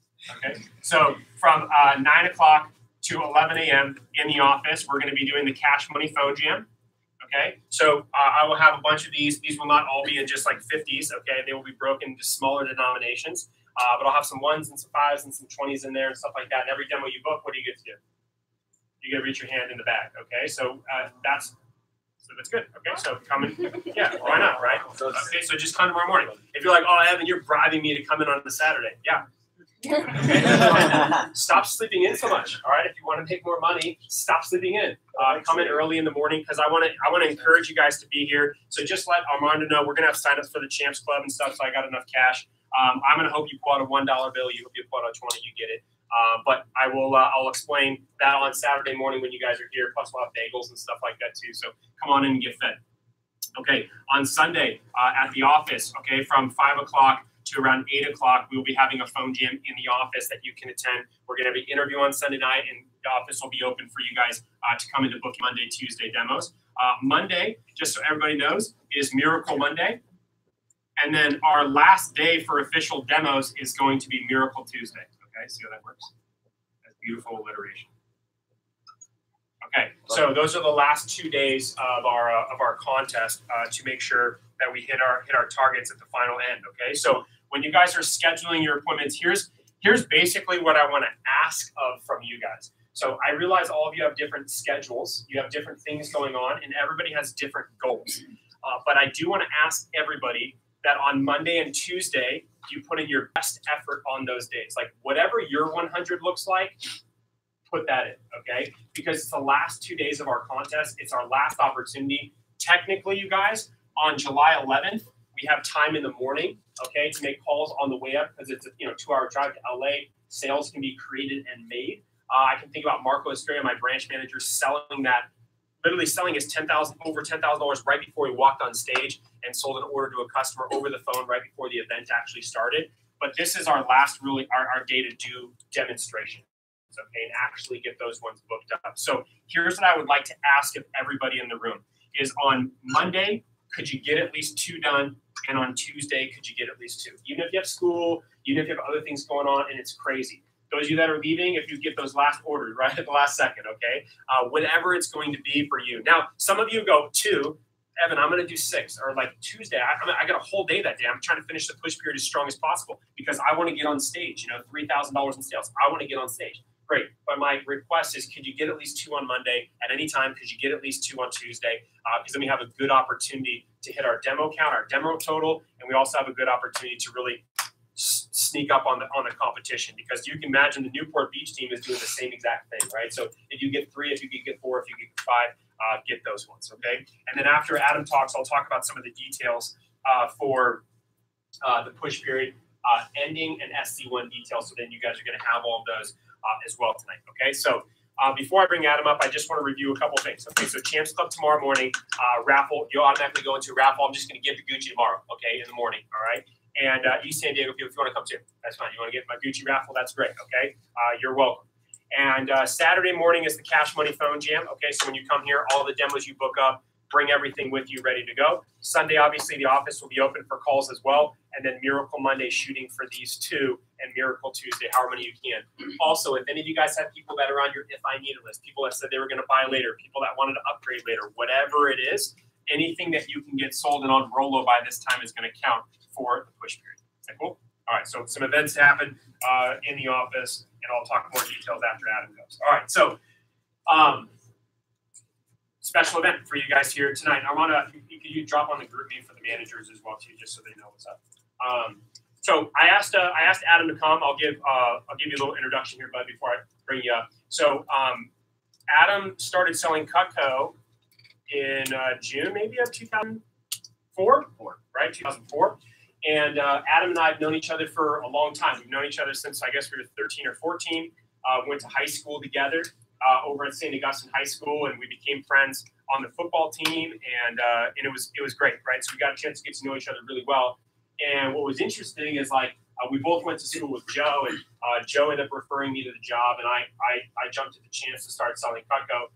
Adam was at Olio's Pizza, working 4 hours a week with his grueling 4-hour-a-week schedule and making pizzas, but he was surfing every day and enjoying life, and it was good. And he said, "Hey, you sell Cutco, and show me that it works, and then I'll do it if it works," basically, right? So he is a graduate from Gonzaga University, so we both went off to school together.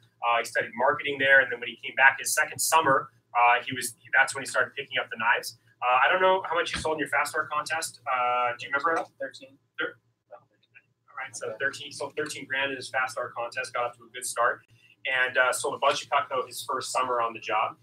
But Adam's always been a tremendously hard worker. Just right from the beginning. And he might talk about that a little bit. He's going to talk about commitment tonight and what it takes to be successful.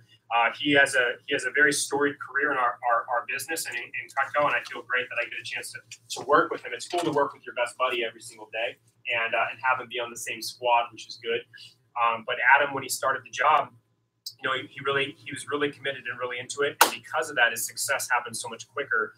And then when he got done with college, he decided to really create, so to speak, really take the torch, for lack of a better term, for our realtor program. So if you guys know, I mentioned in training that our realtor program, Adam's not doing in-home demos right now. So Adam is selling to Cutco customers, to loan officers and real estate agents almost primarily in business owners and selling them business gifts to give to clients every time they do write homes or sell homes or write new loans.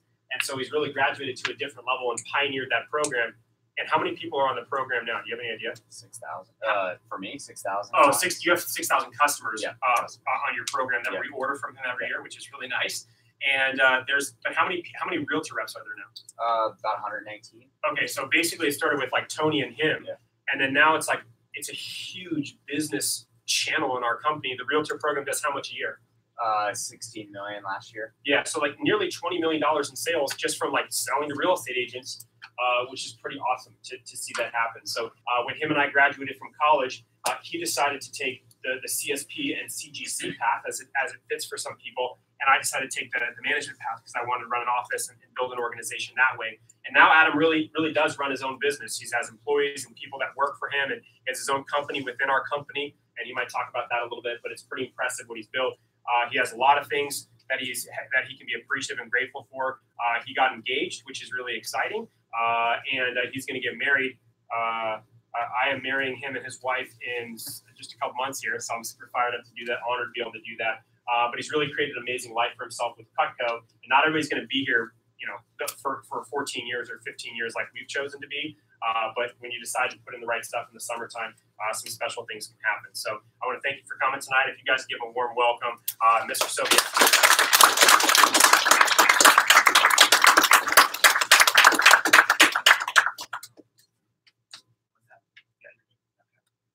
For the people on that. Yeah, not that one in front of you.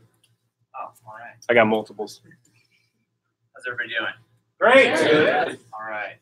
So I want to go ahead and start by asking a question. And if you know the answer, you can shout it out or raise your hand. I mean, whatever format we want to go with here. But what do you guys think, in your personal opinion, what do you guys think is the biggest killer of potential or dreams for you personally, or just people in general?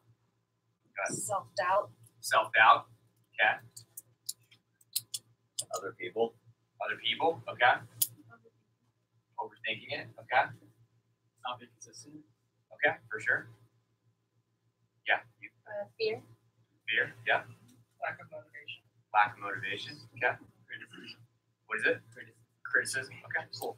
I'd say those are all good answers. I'll give you guys my personal opinion. I'm gonna. There should be a cloth on the table somewhere buried under that yellow cloth. Is got it. All right. Can I erase this? Everything you want. Yeah. So I'm gonna boil all those down to what's your name in the back? Bianca. I like that you said fear, and I agree with that. And self-doubt is pretty much married to fear, because when you think about consistency, or you think about hard work, or criticism, or any of those other things, it really boils down to just fear, a lack of belief in yourself. And so I wanted to start with a quote today for my commitment talk, and if you guys want to write this down, most people are so full of fear that they're unable to believe in themselves enough to succeed.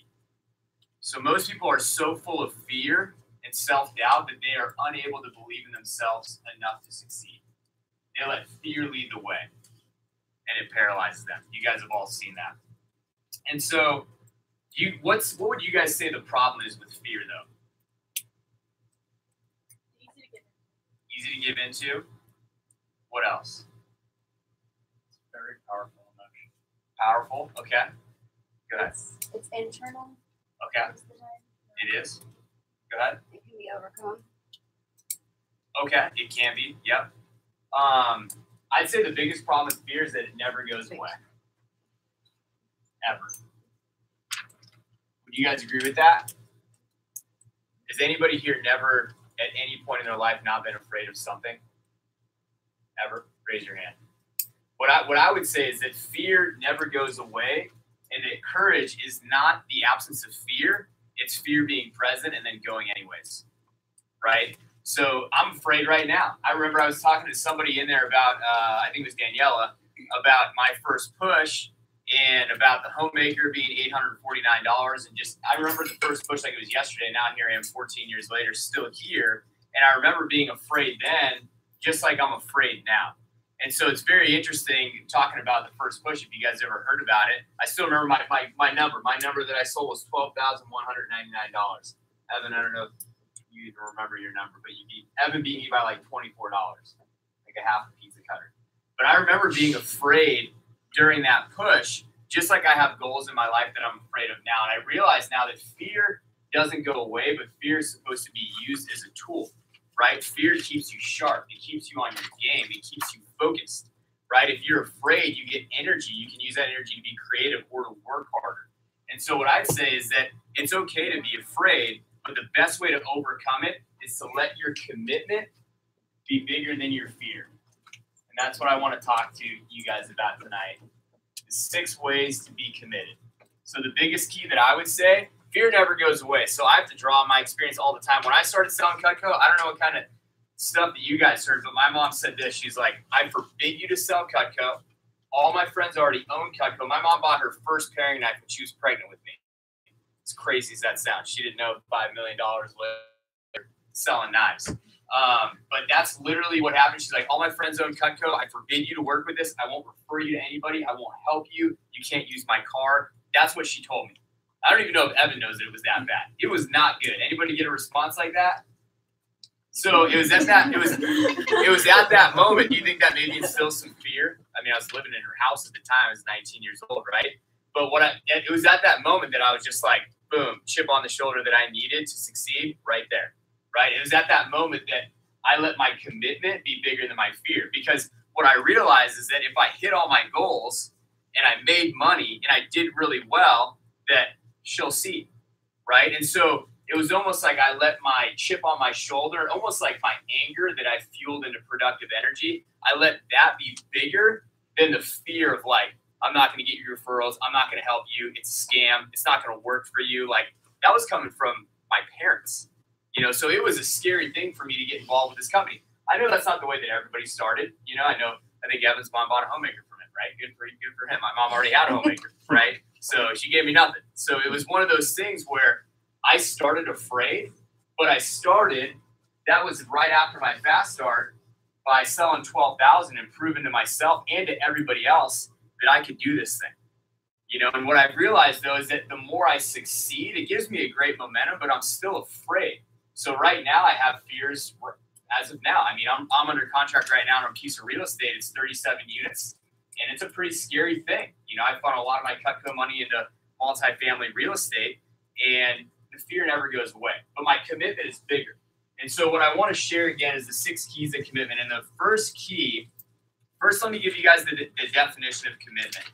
So commitment is defined as an obligation that restricts freedom of action.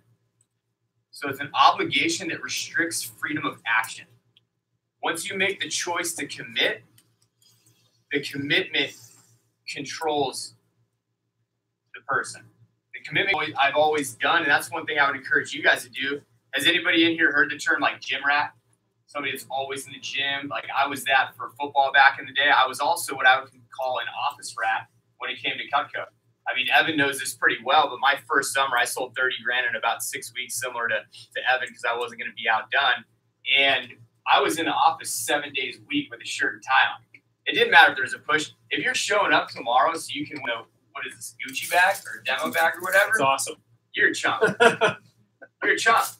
Like you show up tomorrow because you want to win, because you want to prove yourself, because you want to sell a lot, because you want to be the best, or you want to be the best version of yourself. I never cared about the prizes. Like those are great, right? Those are bonuses. But what are you really here for? You here for a demo? You here for a Gucci bag? You here for a trimmer? Like no, you're here to prove people wrong, right? And to prove that you can do something amazing, or not, right? Don't waste your time. And so that's what I was never about that. I was never even about the money when I started. To me, it was all about proving myself that I could do something amazing. And if there's ever a time to commit, you want to do it early. That's what I would say. And so the number one key, and I'll write this down, is to tell everyone. Tell everyone. So I remember even the first person that I told, which was my mom, I'm like, hey, I'm going to make 10 grand in the next 2 months. And that's what it's going to be, right? And I told everybody that, right? And so the first thing you want to do is tell everyone how it's going to be, even if it sounds deceitful, or even if you kind of don't believe it yourself. tell everyone, this is what I'm going to do, and this is how I'm going to do it. And what it does is it holds you accountable, right? Because if you see them 8 weeks later and you haven't made that 10 grand, now you're what? You're a fraud, man. You're a liar. You said you're going to do something, right? Most people don't do what they say they're going to do, right? Integrity, I'd say, is like a lost art. If you say you're going to do something, you're going to be here at 7 a.m. tomorrow, be here at 7 a.m. tomorrow, right? And then what happens is you start to believe what you said because you do it, right? So I would say that's the biggest thing is tell everyone what you're going to do. Evan hears me all the time. I've been accused of being egotistical or braggart or whatever because I'm always telling people, like, I remember the 4th of July party yesterday. I probably talked to 4 different people about this 37-unit multifamily property that I'm under contract on because I'm telling people my real estate goals because I want them to hear it so that I have that fear that I use for production that 8 months later I can't not own more real estate because I've been talking about it. So it holds you accountable, right? And then those people start to hold you accountable as well. So tell everyone your goals, share it with your customers, share it with everybody. Right? You want to do that on your demo for sure during push. Hey, I'm going for 12K. I'm going for 20K. Whatever your goal is, share it. And also, people want to help people that are committed, right? So when you're sharing your goal with people, naturally people are going to want to help you out. So tell everyone what your goal and how you're going to do it. The number 2 thing is offense only. And I'll just write down BAFA. And you guys probably heard me talk about this last year. But it stands for be a fucking animal. And that, might sound intense, but that's something that I've just been a big believer in. So again, me being an office rat my first summer, I was here 7 days a week with a shirt and tie on. I don't see a couple ties here. But, what that meant to me is just show up and be aggressive. Be so relentlessly in pursuit of what's possible that you don't have any time to be afraid of what might not happen. So again, be so relentlessly in pursuit of what you know is possible or what your goal is that you don't have time to be doubtful. Because what I found is that when I'm not in offense mode, when I'm not being aggressive, when I'm not being an animal, what happens is that doubt has time to sneak in to my mind. But when I'm so busy in production of taking my business, my Cutco business to the next level, taking my real estate business to the next level, when I'm so busy in production, I don't have time to be afraid. I don't have time to doubt whether I can get more leads, right? Chancey, and we were talking about that. When you're so busy going after leads, you don't have time to worry about whether or not you're going to get another 50 leads, right? So BAFA, guys, be on offense only. Number 3 is to be obsessed. And this doesn't mean to be obsessed forever, but you want to be obsessed at least for a period in your life. Because you will draw back on this if you can create this muscle now. So what do I mean by that? The first big thing I did was definitely SC1 to 12,000 because my goal was 10 and I beat it. And from there, I developed an obsessed nature where I'm like, man, if I put my head to something, that was impossible for me to do. I was just like you guys, except I had somebody telling me that they forbid me to sell Cutco. I was living in their house, right? So when you commit and you get it done, you can draw on that later. So I remember my next summer, I sold 40 grand. Summer after that, I sold another 40 grand. Then my first 6 months out of college, I sold 100 grand.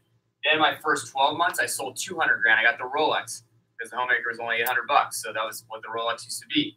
Then I got the $500,000 year. Then my biggest year was 2014. I sold 720 grand, right? I broke the national record 3 times. I did all these things. I was buying real estate along the way.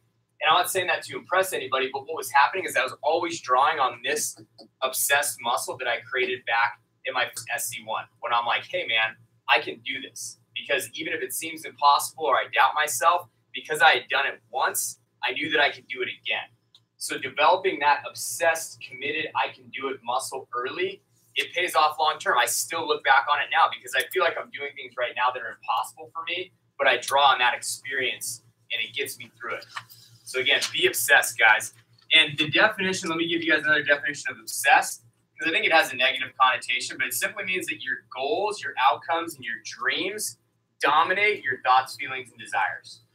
So again, you guys probably want to write that down. Your goals and outcomes and dreams dominate your thoughts, feelings, and desires. So when I'm talking about taking my Cutco business to the next level, it's an obsession. I'm constantly thinking about it. I'm talking to people about it. I'm sharing that goal.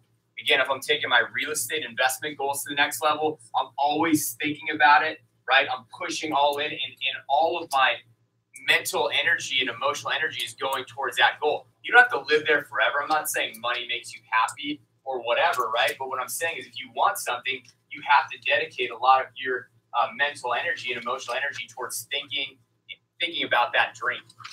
So number 4 is be reckless. Be reckless. So because we're gonna have a Q&A at the end, and I know a lot of people are gonna tell me the same shit that I heard when I was a rep, which is they're not comfortable giving me leads, right? We were talking about that. Thanks to Zuckerberg, right, with the privacy policy stuff. We didn't have Facebook when we started, right, 15 years ago. But it was a whole different set of excuses, like, my friend, I can't really give her a number out because I'm not supposed to send people over that might want to sell something or whatever, right? It's a smoke screen, right? And so if you are reckless, and what I mean by that is that you are able to manage chaos. So what I mean by that is that if you don't have enough recommendations, you got to get creative. Right? You got to do whatever it takes to try to get more. Maybe you meet somebody somewhere that can give you recommendations, or you call that person on your chicken list that you're afraid to talk to, right? Or you reach out to so-and-so. I mean, we used to meet people. I remember Evan and I were at a party one time back in Encinitas, and we were at a rich person's party, and there was a crappy set of knives on the counter, Emily Ashbrenner, right? And I set a demo with this girl's mom at like midnight. No joke. And that might sound crazy, but I sold her a homemaker and I got a bunch of referrals, and I was not doing good. I was sitting on like 10 referrals at the time, but I got creative, right? But that's because I was obsessed. And so my goal was in my head. And when I saw, I'm in a $3 million house, there's a terrible set of knives on the counter. I have some rapport with this girl's mom already. Might as well have her help me out by letting me come over and show her what I'm working on, right? And so that's what I did. But so many people aren't willing because that would seem reckless, right? To set a demo at midnight with a friend's mom at a party, right? But if you are obsessed and you're committed, you'll do whatever it takes. But most people don't want to do that because they're what? They're afraid. What's she going to think? What's she going to think? I made a commission on that homemaker. That lady's been using it for 15 years. Who won bigger? The couple $100 that I made, or the person that's still using that homemaker 15 years down the road? And what's the homemaker now?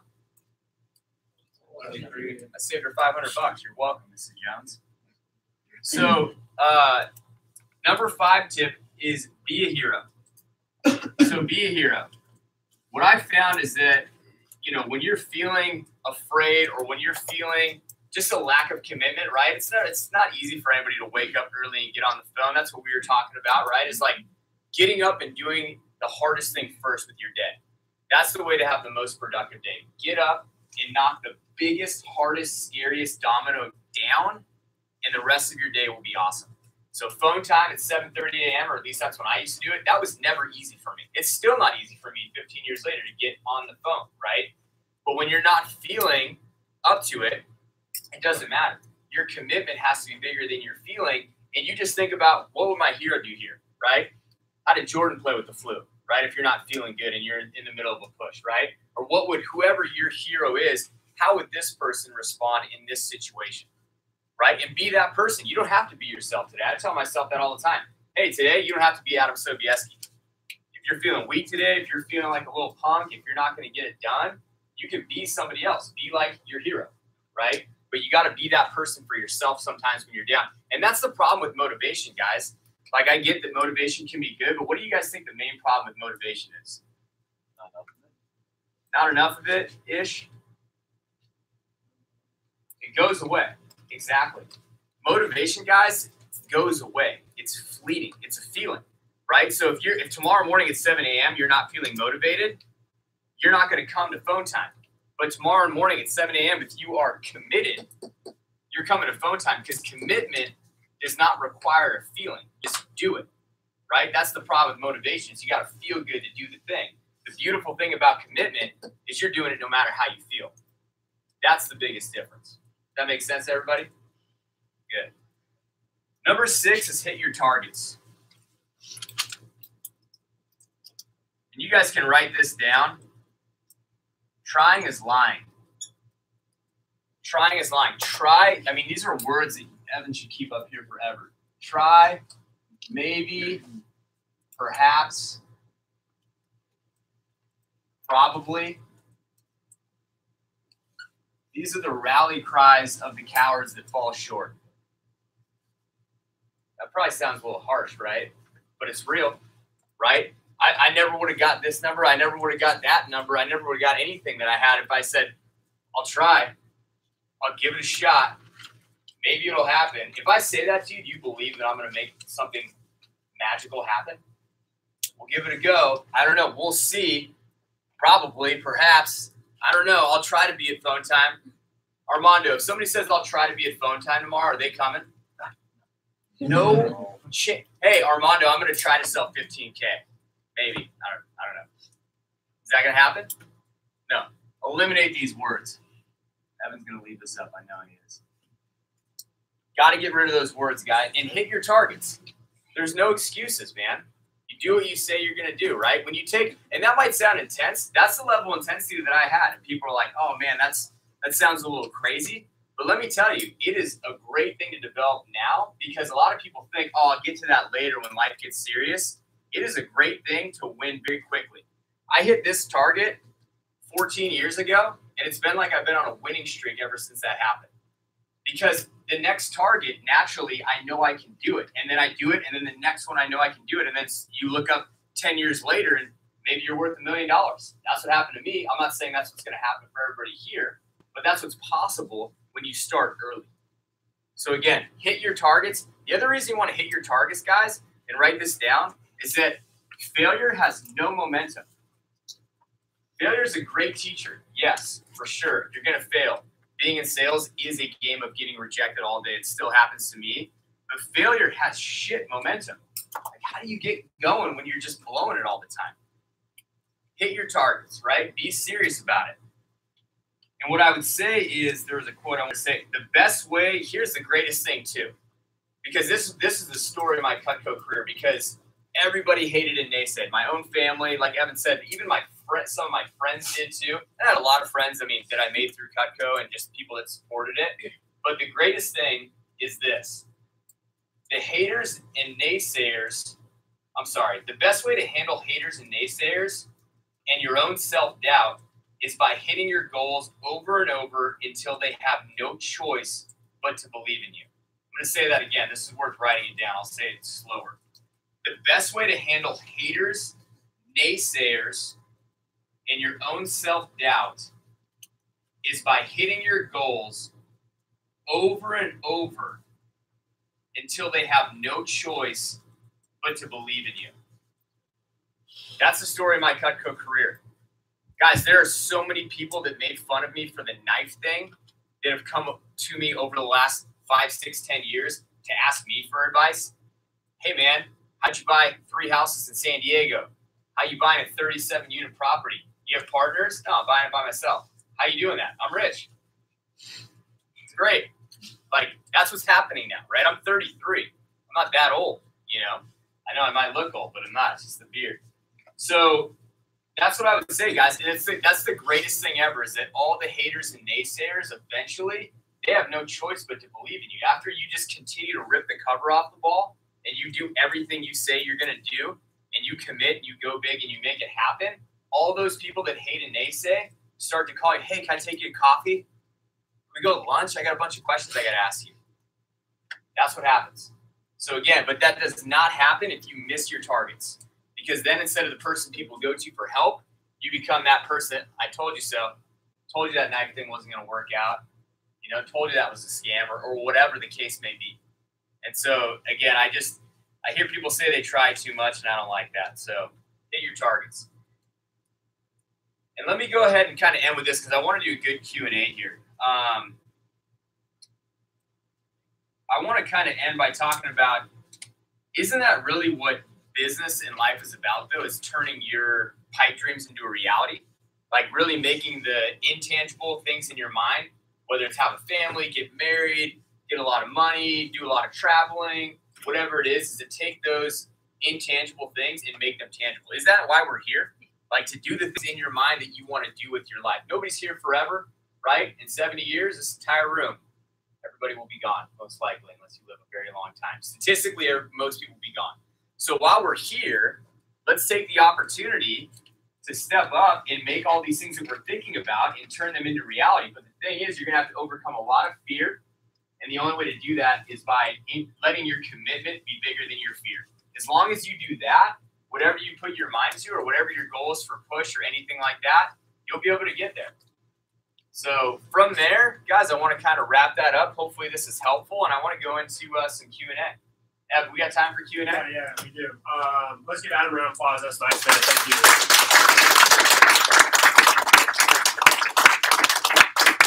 So we do have a little bit of time before we break for phone jam and stuff. So if anybody has a question for Adam, you can fire that away right now. What's the best way to get recommendations when you're doing a virtual demo? Great question.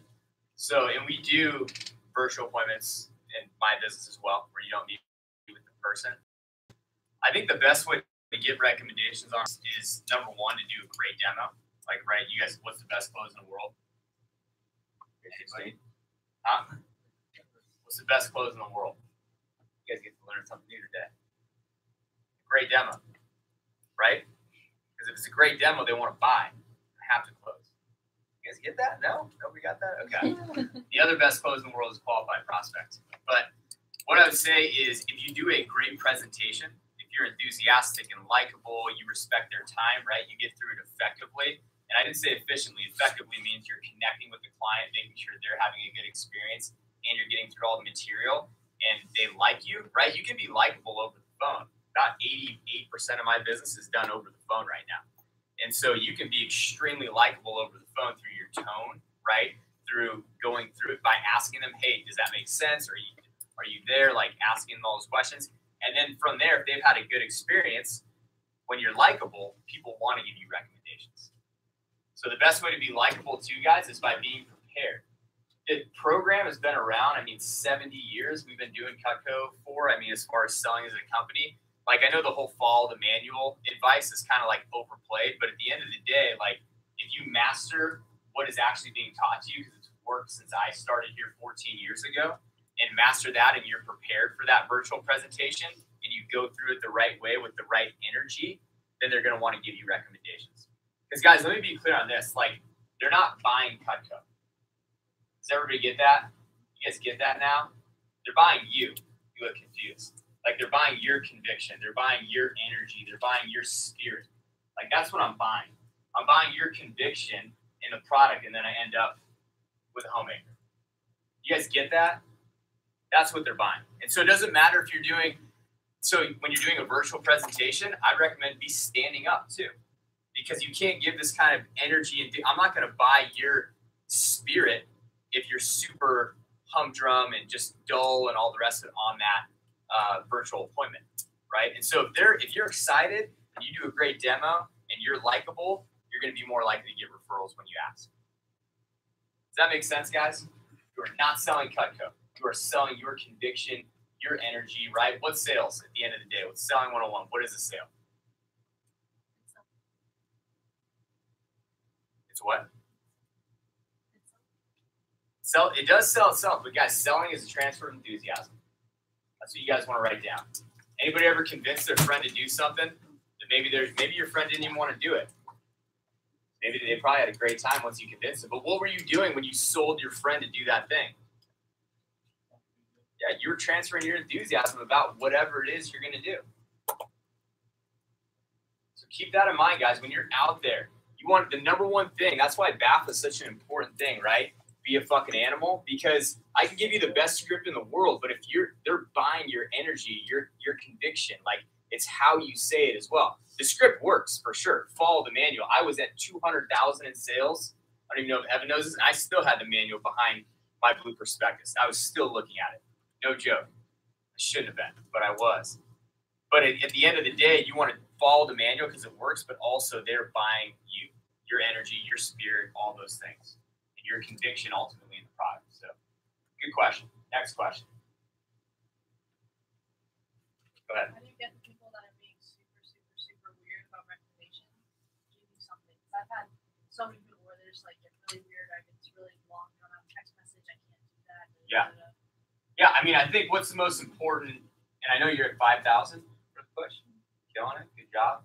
I think the biggest thing, guys, what's the most important word in the world of selling? You guys are going to get some wisdom from Uncle Adam today. Anybody know the most important word in the history of selling? Please? I like that. That's the most important word in the history of, I was going to say marriage, but that's more like sorry. So in selling, the most important word, nobody wants to guess? I understand. I understand. Thank you. Please, urgency. Yes. Close. You guys are way off. That's all right. Next. That's the most important word in the history of selling. Guys, selling is the game of getting rejected. Have you guys realized that yet? It's not easy. But it's the best thing, right? What does Mark Cuban say? Sales cures all. You want to be a great entrepreneur. You want to be a great employee. You want to get hired as a teacher. You want to be anything. You better learn to sell, right? My fiance just got employed at Illumina. They're decoding the human genotype or some crazy thing that wizards do. And she had to sell herself on getting that job, right? But the most important word in sales is next. So if you're dealing with somebody that's not giving you recommendations or they're being weird about it or whatever, I would just move on. Like, you can try to handle it for sure. Like, be persistent, right? Be pleasant. But at the end of the day, if they're sending you a text 3 days later just saying, hey, I'm uncomfortable, blah, blah, blah, I would just say, okay, no problem. I'd be like, hey, I might ask another question like, hey, cool. Who would you feel comfortable referring me to? You got like a sister in the area, you know, somebody like family or whatnot. But at the end of the day, like I was saying, Chance and Ian and Chance. Okay. Like I was saying, it's Ian, right? Chance. That's what I said. Like I was saying, if they had a great experience, if you were likable and they had a good experience, they're going to want to refer you. But there's always going to be that 10 to 20% that just doesn't want to refer or doesn't want to buy, and that's why the most important word in selling is next. It doesn't matter if you sell Cutco, or if you go on to sell insurance or do loans or do real estate, whatever the hell you do, it's a sales game. Don't learn it later, learn it now. Guys, I work with realtors. I'm B2B. You guys are B2C, I'm B2B. I meet with people that are 40, 45, 50 years old that are learning all this shit right now at 46 that you guys are learning now at 18, 19, 20, 25. I can't tell you the leg up that you get when you start to understand this stuff now. Because sales isn't going away, guys. You guys hear the robots are coming? They're coming, right? There was a guy over at my house fixing my hot tub today, restaining my cement today, mowing my lawn today, and I'm like, in 10 years, these will be robots. Why is a guy cutting my grass? How's that happening? There's not a robot that can cut my grass. So you want to make yourself an indispensable part of an organization, learn how to sell. If you want to be a great leader, you got to be a great salesperson. So learning these skills now, guys, I can't tell you what it sets you up for later. Whether you go into real estate, again, mortgages, loans, insurance, whatever, it's a sales game. Next question. A lot of times I really want to be persistent, but then I get really insecure because I feel like I don't want to bother the person. Like, it's just like, are you bothering them? Well, I mean, I don't know, like, because I'm a really like passive person. I think it's so, like, when I it's like how you say like your breakfast, like I feel like I don't want to bother them. Yeah, that's a good question. So that to me would go back to the BAFA philosophy, or be your own hero. Maybe you don't have to be you in that moment, right? Like when I'm crunching numbers on a real estate deal, I got to sit there and get in CPA mode and crunch numbers and make spreadsheets and do stuff that isn't in my nature because I'm more of an aggressive salesperson type. So if you're more of a passive person, maybe you don't be that person in that moment. You don't have to be. Just because you're passive at home or with your family or whatever, have you ever been aggressive in your lifetime? Ever? One moment? Maybe? Probably, right? Just be that person in that moment. Right? And you can be pleasant. You don't have to be a jerk or you're not going to get any recommendations, right? You don't have to put a knife in their throat and say, write down 10 recs. That would be effective, though. Not the right way to do it. But at the end of the day, you know, again, if you're feeling passive and insecure and whatever, be somebody else in that moment. Or think about what would my hero do? What would this person do in this moment, right? You don't always have to be who you are in that moment. You can be somebody else, or you can try. And so you got to get, guys, you write this down. You got to get comfortable with being uncomfortable. I've been speaking in front of groups of 15 years, and I'm still uncomfortable being up here in front of you guys.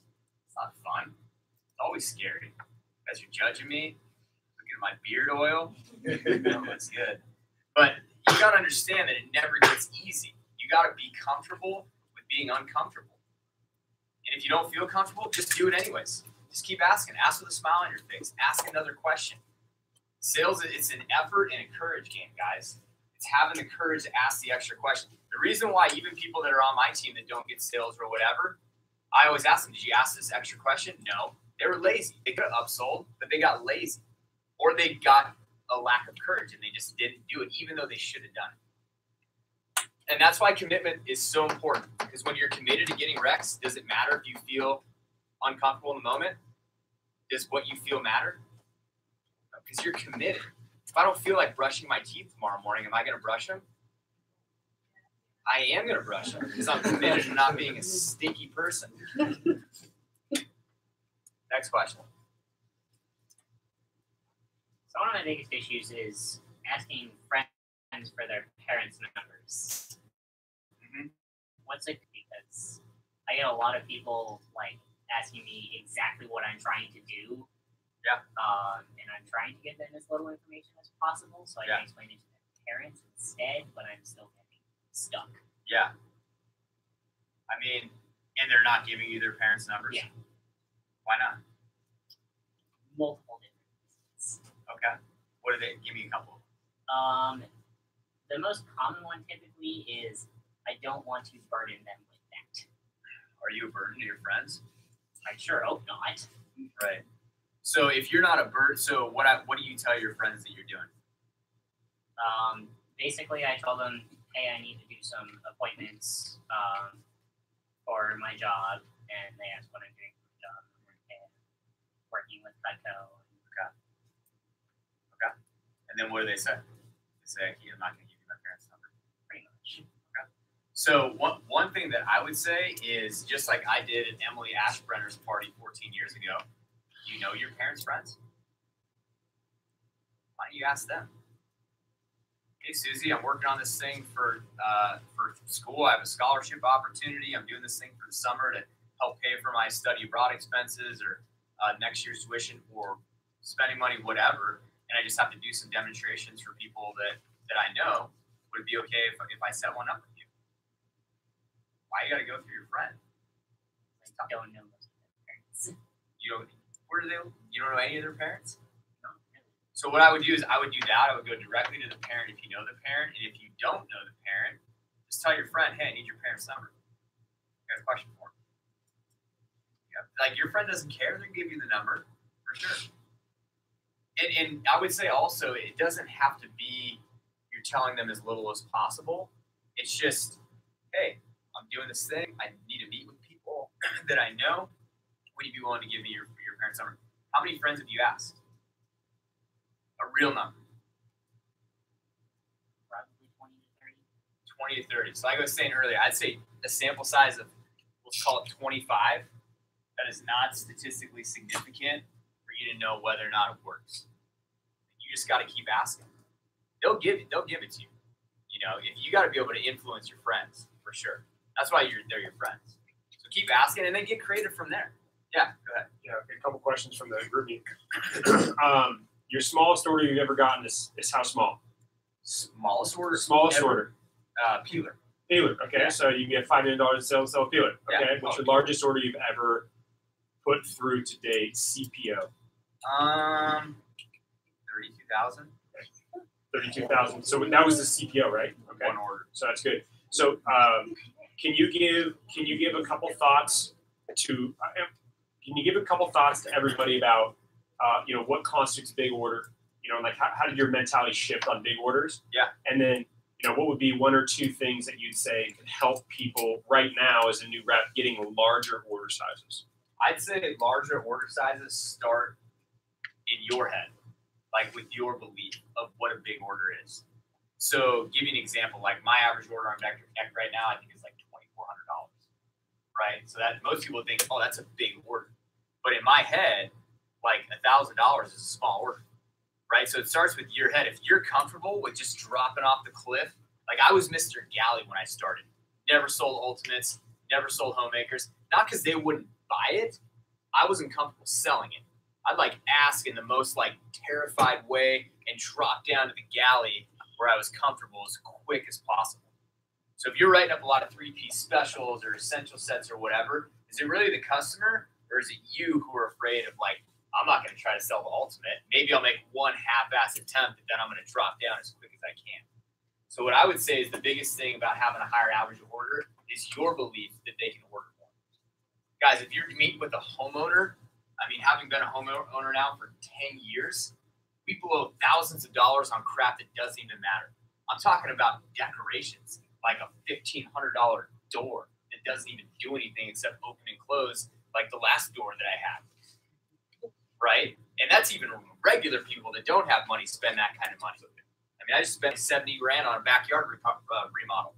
But for a backyard that was already done, there's nothing wrong with it. So you guys got to understand that if somebody's not ordering a set, if they're not ordering big, that's on you. That's in your brain, not theirs. These people are spending money on more stuff than you can imagine. They do not feel a $1,200 homemaker. You just don't. What, anybody know the average sale price of a home in San Diego right now? It's about $600,000 for the median price. Okay, get that through. You're talking. You put 20% down. You're talking about a mortgage of $4,000 a month. Okay, if they spend $1,500 on a homemaker that they're going to have forever, is that a good deal? Are they going to feel that in the grand scheme of everything they're spending money on? It's sell or be sold, guys. Either they're selling you on why they're broke and why they can't afford it, or you're selling them on why, hey, even after I'm done with Cutco, after I'm done with school, 20 years from now, you will still have this set of knives on your counter. You might be in a new house. You might have a new kitchen. You might have new cabinets. Everything in your home may change, but you will still have this set of knives 20 years from now. There is nothing in a homeowner's house that 20 years from today will still be the same that they use every single day besides their set of Cutco knives. It doesn't exist. In fact, I meant to thank you, dude, because Evan got me a Vitamix because my Vitamix from 8 years ago broke. And there's like a 7-year warranty, not forever, right? So even my Vitamix has changed. But the thing that doesn't change is the set of Cutco.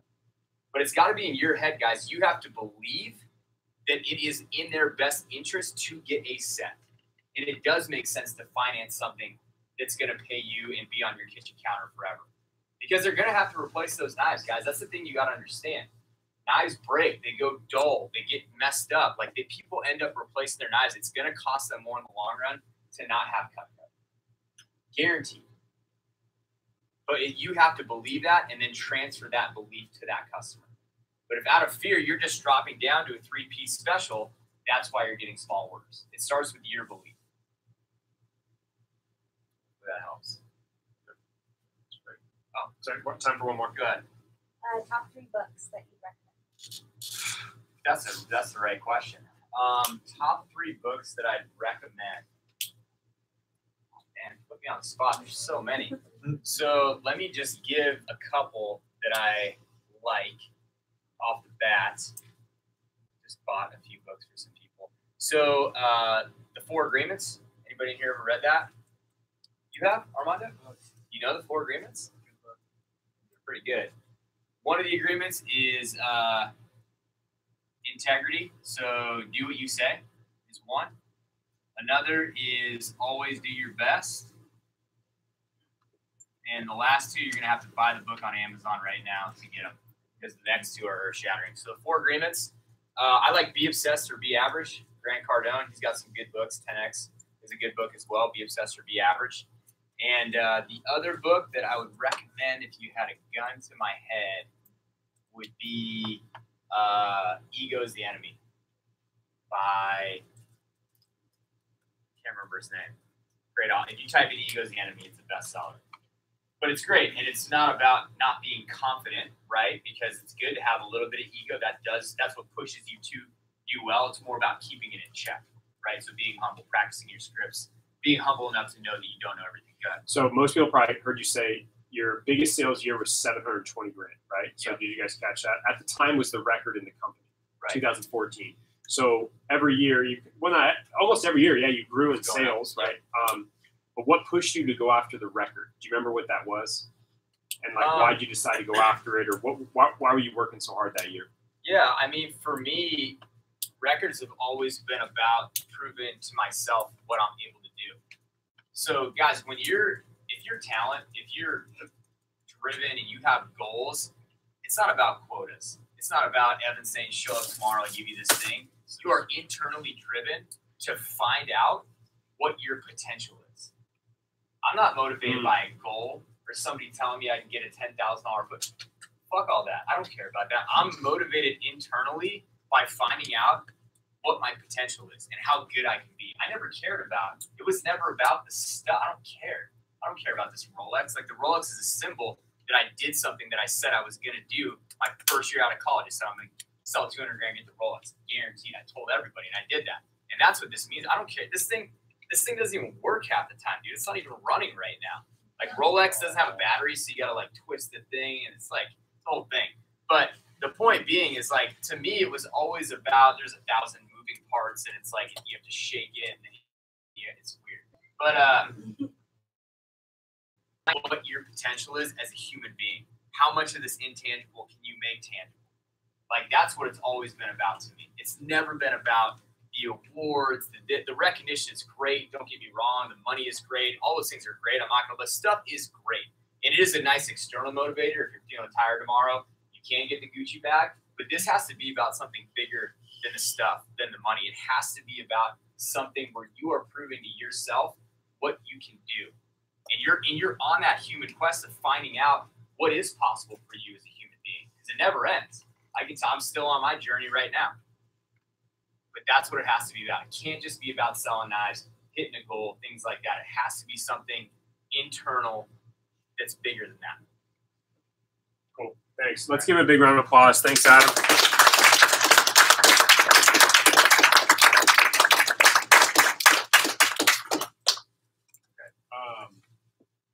Did you guys get something? Did you guys get this? Did you guys know what this stands for now? Okay, in case you didn't know that. All right. So one of the things that Adam's a tough guy to be friends with, and I say that because he holds the standard so high, right? And I've watched him over the years, like, become who he's become, and you go, oh, he's really intense, you know, like that's like how he is all the time, but that's how he was when he was 19. You know what I mean? He was really intense. Like, the whole showing up in the tie, I can see it. You know, every day he was just doing it because he wanted to go after it. And some of you might go, well, that's not me right now, or that's not the personality that I am. But I will tell you that everyone is going to have different goals, but it would be good to absorb some of that type of mentality to get what you want to. So I'm not just having this event to help you sell more Cutco to hit our team goal and our 3 million. It's like, learn these things now, when however old you are, so that you become unstoppable later on. Like, that's the value proposition that you get from learning how to hustle and work really hard now. So he's never been afraid of hard work, and it showed. It's like paid some significant dividends, you know. So just pushing through those types of things. So learning how. That's why I like this job, because you have to be a hard what? Yeah, and if you don't, then what happens? You don't make any. I love that part about this job. I love it. I love that we've been on commission since we were 18. I don't want to get paid any other way. I want to get paid by value add, not time put in, right? And so that's the way to think about that, shifting that, learn that mentality as a young person, I think is valuable. I thought this quote was cool. You don't have to write down I thought this was fitting for the push and Adam's message. My coach shared it with me today. It said the most important day of a goal is not the day you set it up or the day you accomplish it. It's the day after you screw it up. And she was telling me about that because I was sharing some of my goals with her and kind of like where I want to be. And you guys know those moments in your life where it's like, oh, I want to go for this. And it's like really exciting. And if you accomplish it, it's really exciting. But when you have the really bad day, like you screw everything up, like having the commitment to continue forth on those will make you great in life. Will make you get all the things that you want to get. So remember that for later. And this Gucci bag, by the way, is freaking cool. Okay. So, but he's right. You know, if you're just showing up to get something or pull $1 out of something, it's fun, it's cool, but he's right. You know, it is kind of chump mentality if you're like, well, hey, I want to be great and I'm going to get up and be great every single day. It's a way better motivator if you can do it internally. We want to help you guys learn. All right. So before we do our phone jam, okay, I need to give you guys some details. So please make sure you add these in your notes. So you got them, okay?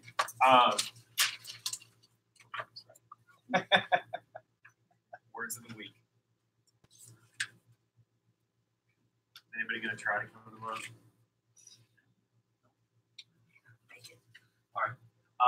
I just want to share some things before we start, and then we'll get out some raffle tickets, and it's gonna be fun. Okay. So for SC1, okay, just so you guys know, it's July 11th. Okay. And we've had conversations with many of you guys already. We have several people already signed up for the event. I just want to make sure you guys know. I know a lot of you guys have been asking. You want to go. You want to get a chance to be part of it. Cool. I want you guys to come. You know, we want you to learn when you're there. And these moments for Adam and I, when we were youths, were a big deal for us. You know, we learned a lot of these types of things. So I will tell you that when you're with us at SC1 and at the event, you're learning and growing. Like, you won't regret it. You'll walk out of the event on fire, and it's going to help you. So remember that on the 11th, okay, we're going to be meeting at the office at 8:30. So if you can put that down. And at the end of the meeting, we just need to know if we need some drivers, and I know some of you guys might be bumming a ride, okay? So afterwards, you can tell Armando you can be a driver, or if you want to be a bum, that's totally cool. All right, so if you want to bum ride, and we carpool up and carpool back down, so it's great, okay? The event is going to be at a hotel right by LAX. I think it's the Hyatt or Hilton or something like that, but we'll send out the info on the group meet so everybody has it, but just so you guys know. So it's 2 hours up and 2 hours back. The event, okay, is going to go from noon to about 6:30. And what's going to happen at the event, you guys, is that we're going to have all of our top CSPs and FSMs at the event, our branches, our district managers, their teams, all three divisions. So my whole division, Jay Brad's division in the Orange County division, essentially Southland, and LA division, Kevin Donahue's division, will all be there. So we're competing against all of those teams. At the event, you guys, when we walk in, we'll have some seats up front, and I'm sure. And they're going to have a push count up, okay? So they're going to do a sales count up over the last 2 weeks to see what everybody's gotten to. It takes $3,000 to get on stage to rep the team, SD Dynasty, and do the whole BAFA thing, okay? And that's something I would have some pride on, because we do have 5 days left. Even if you're at 0 for the push, could you sell 3,000? That could happen, right? Could you do it on one demo? You can do it, right? So you have big mentality, big order, but everybody in this room, honestly, you're capable of selling way more than $3,000 in 5 days. But thinking at least to get to that level to be on stage, I think, is key. And then, you guys, there's going to be some teaching topics at the event to help you with things like selling, referrals. Like, you guys have good questions. Say, like, that's what that event is for. The reason where there's a huge value add for this event is the ability to network. Okay, so at the event, on breaks, before, afterwards, getting a chance to meet everybody, getting top people's names and numbers, so you can reach out to them later on. You can make the event extended. Past. So the opportunity for networking and building your resume is really good. Okay, after the event, we're going to be going and doing a beach party. Okay, classy beach party. Okay, so we're buying a bunch of like food and sodas and water and like s'more stuff and everything like that. So we're just going to go hang. If you can only hang for half an hour, that's cool, you know. So, but a lot of our team, I know, will be fired up to hang afterwards. You guys can bring some shorts or some swimsuits and stuff like that. If you want to go in the water, bring some beach stuff with you, and then we'll roll after, because the event ends at 6:30, and nobody really wants to drive back from LA at that time. So we're just going to go hang at the beach and go in the water and have a good time. So that's going to be right afterwards, and then cars will be leaving after that. We got bonfires and stuff like that, so it'll be great. So that'll be a great opportunity for you guys to connect with all the other people in the southern part of the Western region to learn from. Okay. Now remember, you guys, how do you? What's the charge for the event? Anybody remember? $39. Okay, it's $39, which is basically 2 demos. So Adam, they totally changed how the event. So it used to be a lot more for us. We had to get conference orders and stuff like that. Now it's $39, and when you guys go, when you show up at the event, you're going to get a petite carver. Okay, which is, how much is a petite carver, you guys? 106. But you can sell for $135. No, just kidding. 106. Okay. So the way I look at it is, I'd get my petite carver and I'd sell for cash, and I would just come up on the event. Okay, so that would take care of parking and gas and all those types of things. We basically wanted to make the event free. Like we wanted it to be as free and close as possible for you guys too, which we didn't used to have it like that. So I like that we do that now. So we can sign you up for that, and it's basically doing like an extra 2 demos. But I promise you, it'll be worth it. Okay, so the information that you gain, that you learn, the knowledge that we got at those types of events was huge for us. Okay, and then what you guys want to bring with you. Okay, when we meet at the office in the morning, you want to bring everything Cutco with you. Okay, I also would like for you to put this down. When you guys are here on Wednesday morning, you need to you want to arrive with 5. Okay, arrive with 5, meaning when we show up to the event, you want to arrive with 5 appointments ahead of you. Okay, because we're going to have a post-conference pop, post-conference push. We're going to have a rivalry week between us and another office, most likely Newport Beach, to run it back. Okay, for the following week. That's going to start next week. Okay, so make sure these events you can arrive with 5 or 10 or 15 or even more than that. But every time we have a big event, I would always arrive at that event with 5. Okay, and then you guys want to make sure that you're dressed to the nines. Okay, so it's a professional business conference, a personal and professional growth event. So you want to dress sharp. So gents, if you have a suit, that would be a good idea. With a crisp tie. If you don't know how to tie, we'll put the YouTube channel on for you in the morning, and we'll hook you up. Okay. If you got a business suit or a pantsuit or something like that, no prom dresses or anything like that. And I said for a reason. I've seen people show up, not our team. Okay. Make sure you're dressing sharp for the event. All right. So if you're unsure about what to wear, you can text us first. We just want to be looking crisp. We want to look good. I want our team to walk in there and everybody goes, what? That's the San Diego team. That's the Dynasty. They know that because that's when we walk in the event. We have a higher standard than everybody else. Our standards beat their extras. Okay. So I want you to keep that in mind. When we're walking into the event, we're showing up strong. And then you get a chance to rep our team. But I would like to see as many of you guys on stage as possible, right? To get a chance to get recognized. And then they're going to give, I think, I believe it's going to be top 10 or 15 are going to win trophies at the event, which is pretty cool. We have some people on track in this room to go out and do that. So it's going to be pretty cool to see that happen. So anyway, that's basically the events that are going to be happening. And the next couple of days are going to make all the difference whether we achieve our push goal or not. All right, but right now our team is at about 56 or around $55,000 in new rep sales roughly, and our goal is to get to 100K as a team, and we are on pace to do that for sure. We have a new training class this week, and you guys putting in your best effort, being committed to having a great finish, man, that would make a big difference for our squad and for you. Okay, so please, we would love your help, and if you decided from Adam's talk to that you're going to get committed to go after something, make sure you communicate with us. And like I said, we will give you guys your magic numbers. Okay, some of you will be offended at the magic number I give you. It doesn't mean that that's your worth or value. It's just like this is what you need to come with by SC1, but most of you can crush that thing and blow it right up. All right, is that cool? Okay, so SC1 is going to be exciting, going to be great, and then we have our SC2 contest 3 weeks after that as well. We're going to have another big push period that starts basically before everybody goes back to school for the most part. But I'm looking for people to step up. I'm looking for people to make a statement with their CPO during this time. So I definitely want to challenge you guys to think big and go after that. All right. So we're going to do a little phone jam. After the phone jam, I'm going to give out some recognition for people and wrap things up for the meeting. So if you look at your timepiece, it's like a couple minutes to 8. So what I'd like for you guys to do during this time is we're going to spend, I don't know, maybe 35 minutes, not too long. I'd like for everybody to focus on getting your demos booked up. All right. So somebody has tickets. Armando maybe does, or I'm not sure. So when you guys are scheduling your appointments, every time you don't have to get up every time, but just make sure you see Armando be walking around the room. If you need help with something, he can help you. And during this time, just make sure you guys are focused and be productive. Those of you that are in your fast start contest, take full advantage because you only get one. Like everybody wants to have the next level in their fast start contest for sure.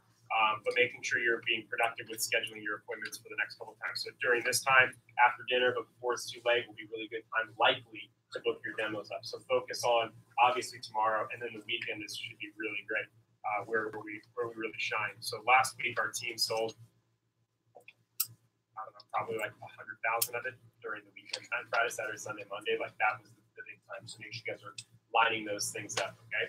And then our filter is live and things like that. So if you want to use that, that's cool. But who has tickets?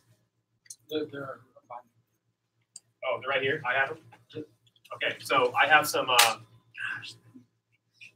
All right, so I got stuff to give away tonight.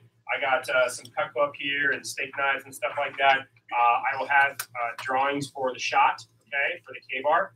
If you'd like to take that, or you can go with your prize that you won.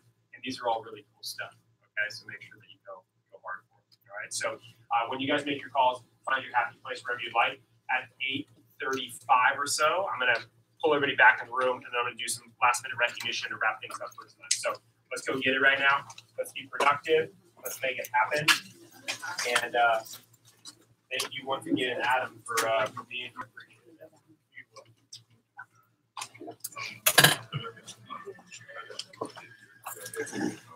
Hold on, relax.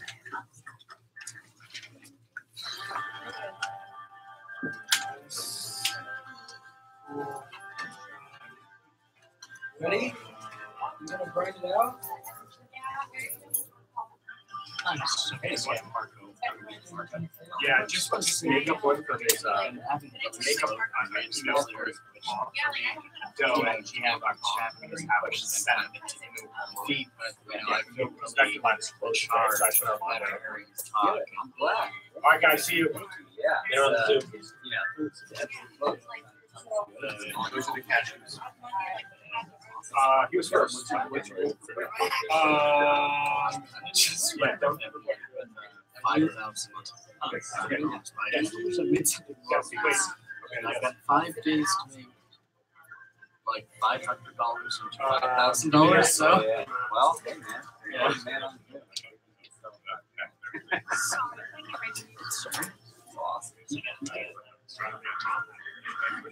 But I'm gonna try to schedule 4. We got 4 people I haven't seen in San Diego on Monday, and then after that I'm gonna see if I can come in. Yeah, so Monday's fine. No, I'm driving. Yeah, I'm driving.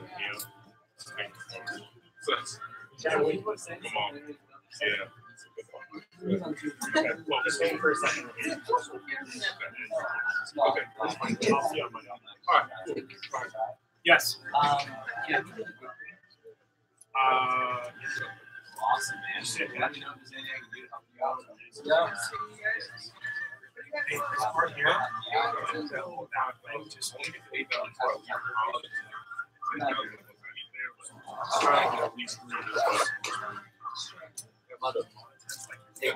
Huh? I just got the bubbles.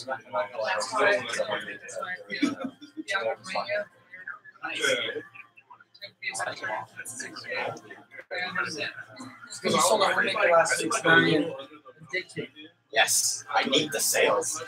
Minimum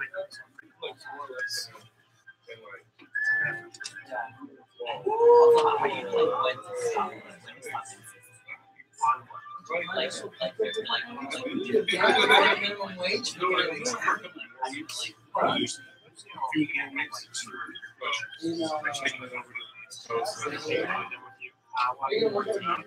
I'm gonna see if we can get this deal. We're like 30 minutes away from the film. I'm not gonna be able to talk to you for like all my just it's so you know what I'm saying? So it's like right now. And also last question. Still be like On that signature was live. You just scroll down to the microphone. Yeah, you got it. Yeah, no, someone for sure going back here. Yeah, Exactly.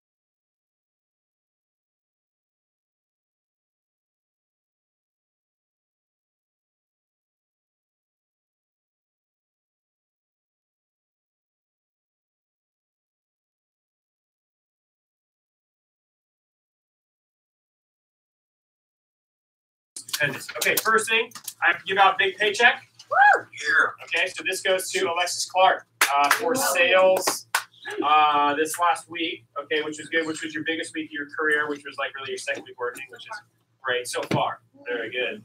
Biggest week of career so far, $1,066.30. Give me a round of applause. That's really exciting.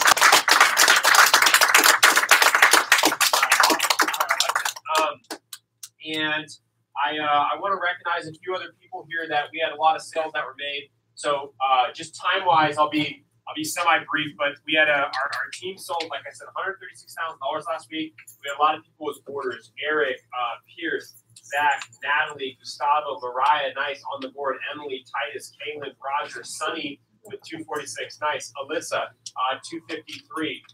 Katie, 303, and has since hit your very first promotion, which is very exciting.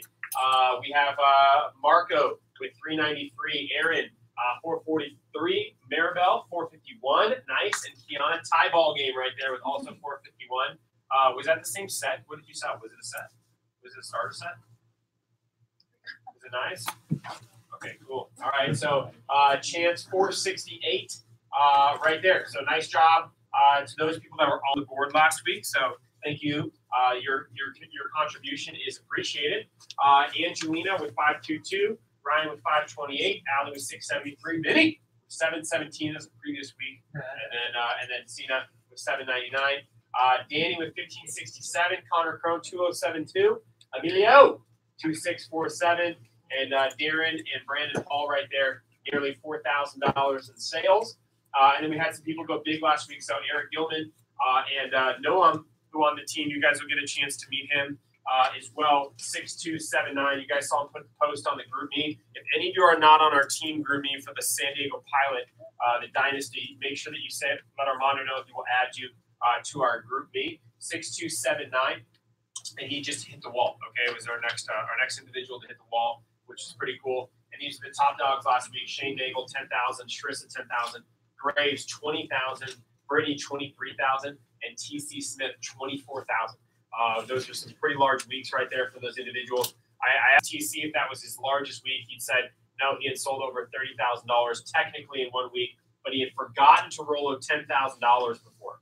Which I asked him. I said, how did you forget to Rolo? But I guess if you saw that, you forget. But that's pretty cool. And he said there's a bigger week coming this week. So push period is on for real for these individuals, which is pretty cool. So Comic Chuck, I did that one. I have some people that I need to give some promotions out for. And we will also do these promotions and recognition again at the team at SC1. But I want to recognize some people. So if I could have Renee Zaniga stand up, that'd be great. And KG, could I have you guys stand up? Do I have my things? No? Okay, I'll get it for him. We'll get him. Yeah, it's you, right? Yeah, stand up. Actually, come on the front. Let's look at it that way. Come on the front. Even if you are wearing the Broncos shirt. I love my San Diego Chargers. All right, so. What's San Diego Chargers? Hurts. But It left us. Okay, fine. Go Packers. So these two individuals have achieved their first promotion, which is fantastic. They've both been working really hard. Both have other gigs and jobs going on and playing the balancing act. So that's a really good thing. And we'll have a certificate of training for you guys as well. So we'll have that thing mocked up for you guys. But now you're official. That's like legit. So now you're no longer training. You're a sales representative, which is good. But the way I always looked at it is that you are now making 50% more than you want to rush after that 3K promotion. So let's give these people a huge round of applause.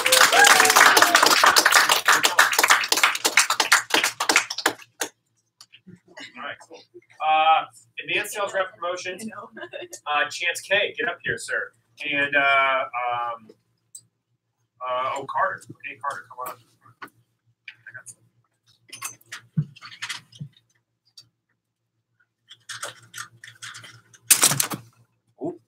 Did I break anything? No. So where's Bianca? Bianca. I need my things out. Okay, so. Congratulations. 1 second. So 3K promotions hit and achieved, which is good. these guys have been working hard. I know you did it in your fast start contest. You did, I think, just a little bit after your fast start contest, which is great. So it should feel pretty good to be get 2 promotions so far at the job, just warming up. And then, just like I said for the last guys, instead of being 50% more in income, you're now making 100% more in income, which is good. So jobs that you become more valuable is the time that you put in. So that's what I really love about Cutco. You guys have taken strides to this. So now you're an advanced sales rep, which is really good. Next level is obviously at 6K, 25%. You become an advisor with the company, which is cool. So let's rush out for 6K. Let's give these gents a round of applause. Congratulations. You guys got a seat. And then, where's Marco? Come on up here, sir. Okay, Marco. And Bimbo.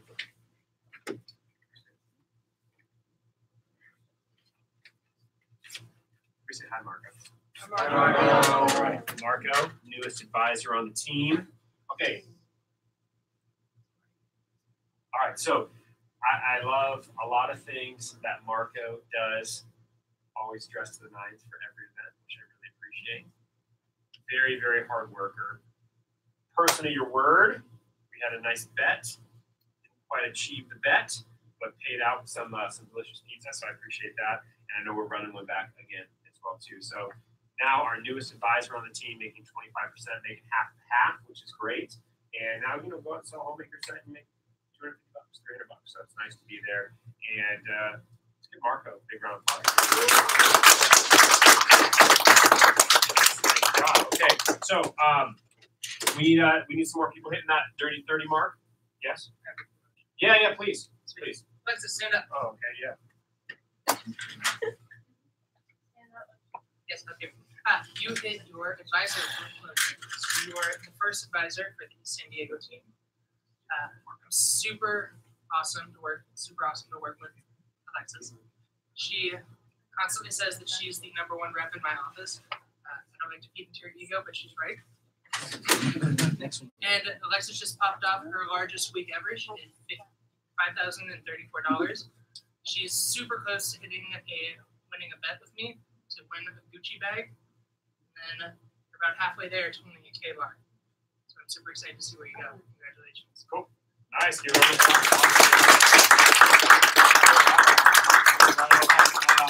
So a few other ones here, just to do. Okay, all right. So a few things. You guys make sure if you do want to buy your kit, buy it anytime, and then I will give you the Cutco shake, right? Like I go every meeting. I'll let Armando know or anybody on my staff know. Okay, if you do choose to buy your kit, then you get that Cutco sample. That's how you guys go on and do that. As far as upcoming events, okay, just a couple things to mark your calendar for that are coming up. So we have SC1 obviously on July 11th. Okay.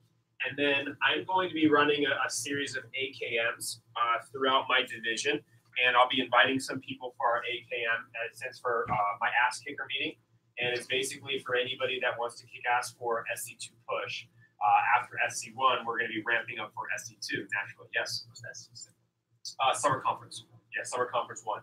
And then we have all day call day. ADCD is on Sunday, July 29th, okay? Because we're going to be building an alliance, like a big alliance divisional wide for people that want to go after selling $10,000 for an SC2. SC2 is the Super Bowl of pushes.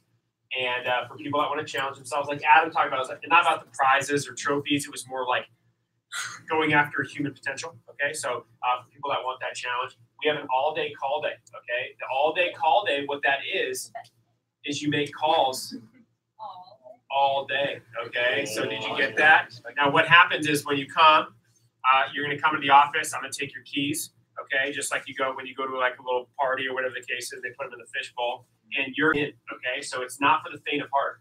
It's for the committed, okay? So people that we're talking about building your attack list and the whole nine, and we have it here at the office and have some games and stuff that happen to really like lighten the mood. But it's literally the worst day of all time, and it's also the best day of all time because you'll probably book 20, 30, 40 appointments if you really put in the right effort. No matter what, you won't leave without at least getting 10 or 15 for sure. But this is the day to kind of kick off the push period the right way for people that want to go after 10K plus for the alliance. So that we're going to start building our alliance over the next handful of weeks. So if you're interested, you go ahead and I want to challenge myself to go for it for SC2. I want to be part of the 10K alliance moving building that. So you'll hear us talking about that a lot post SC1. So we're going to have a lot of AKM meetings happening, some SLBMs likely, and then our all-day call day. So this is for people that want to get a chance to step up. And I'm now basically, I'm looking all the way across my division for the leaders, for people that are going to step up, for people that are going to get in my TLA at the end of the summertime, get inducted into the Leadership Academy and do some management training and some leadership training with me for our students that are really going to make sure they want to get everything out of the job possible. So those events are coming up, so that way you guys are aware of those. Everybody knows about the mountain contest, right? How much you have to sell as a new rep? 50,000. You already got 10% of the way, right? A little more. Okay, hey. Okay. So 50K, and then we're gonna do a fat trip up there, which is great. Just the other day, we made a ton of sandwiches. Our count is up to how many sandwiches now? 500.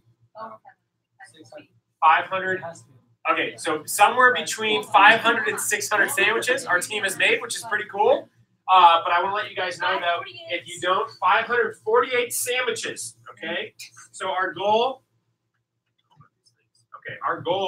is to do 2,000 meals, basically 2,000 sandwiches. So if you guys don't have one of those PB&J things, we have those for your book, and you can collect cash, jelly, or peanut butter. Don't collect bread yet, but you can collect all that stuff from customers. If you want to give, you want to donate for it as well. Great, we have these things. So if you guys need one of these, Alicia or one of the staffers can help you put it in a sheet protector, and you can just remind customers about it. Most people got extra jars of PB laying around and jelly, and they might want to give to them. We're going to stockpile, and then we'll make another load of sandwiches, and hopefully pass 2,000. So if you want to give back, you want to help, you want to contribute, please do. Okay, for sure. So make sure you're sharing that with your customers. Okay, the last couple things I'm going to mention before I wrap up tonight. I want to make sure I have everything covered for tonight, and then we'll raffle. I think I got it all. Okay, reminder, you guys, tomorrow morning, Champs Club, everybody that's here in the office, remember, it's going to start at 8. We'll do raffle tickets for Gucci, and then we're going to, right around like 9 or 9:15 or so, I'm going to do a quick workshop on how to do upgrades with customers, okay? So how to sell those and how to upgrade to bigger sets and those types of things, okay? So you get a lot of value out of that.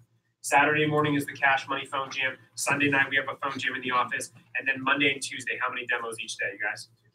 At least two. At least two. So can you get 2 done? Can you cut rope with 2 people on Monday? Can you do a virtual with 2 people on Tuesday?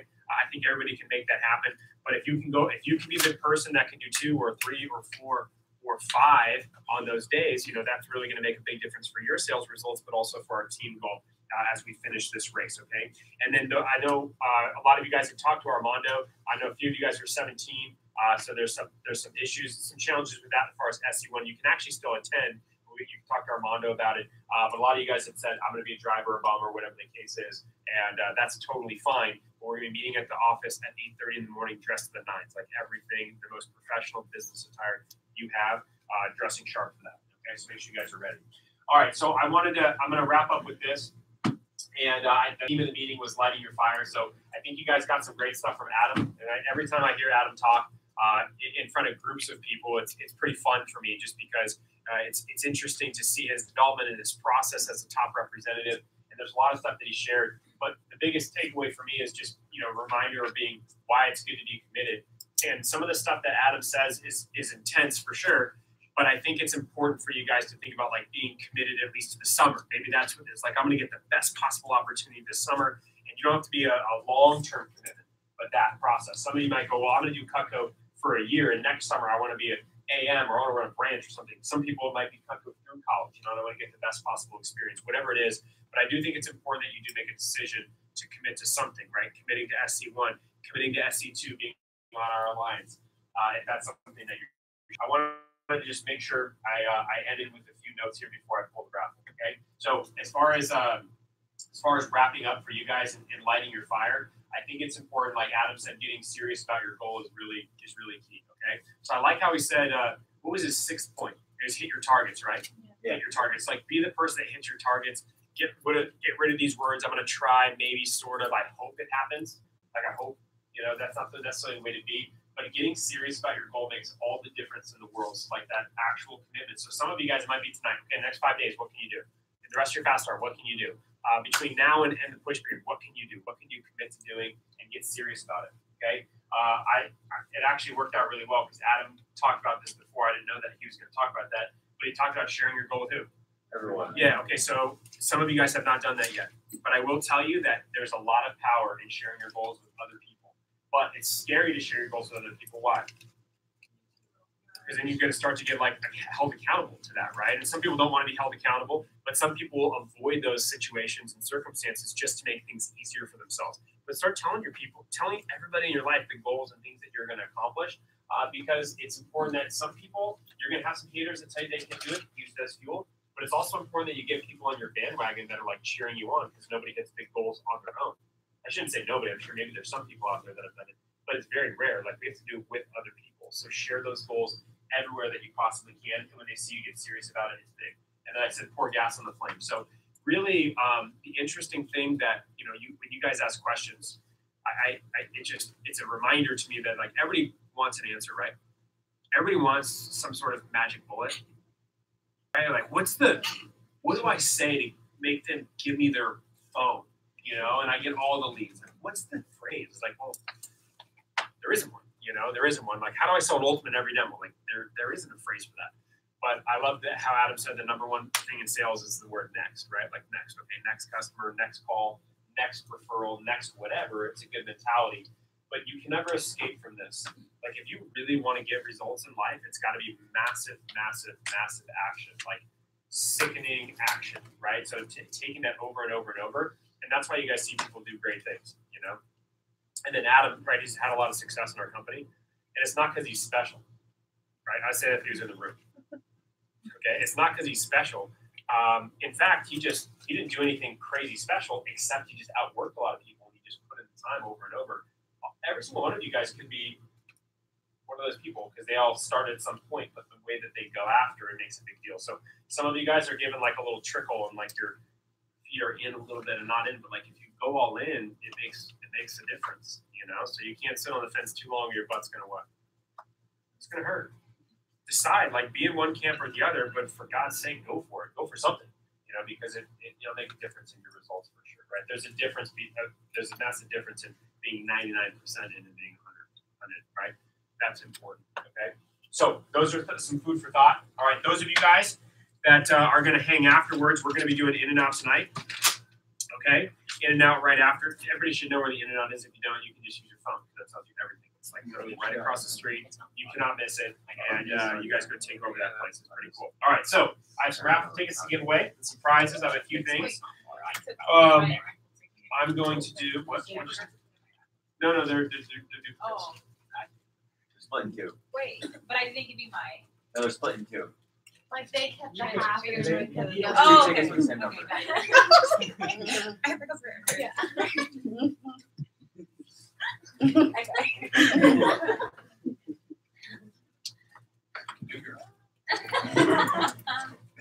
Kids, I like you.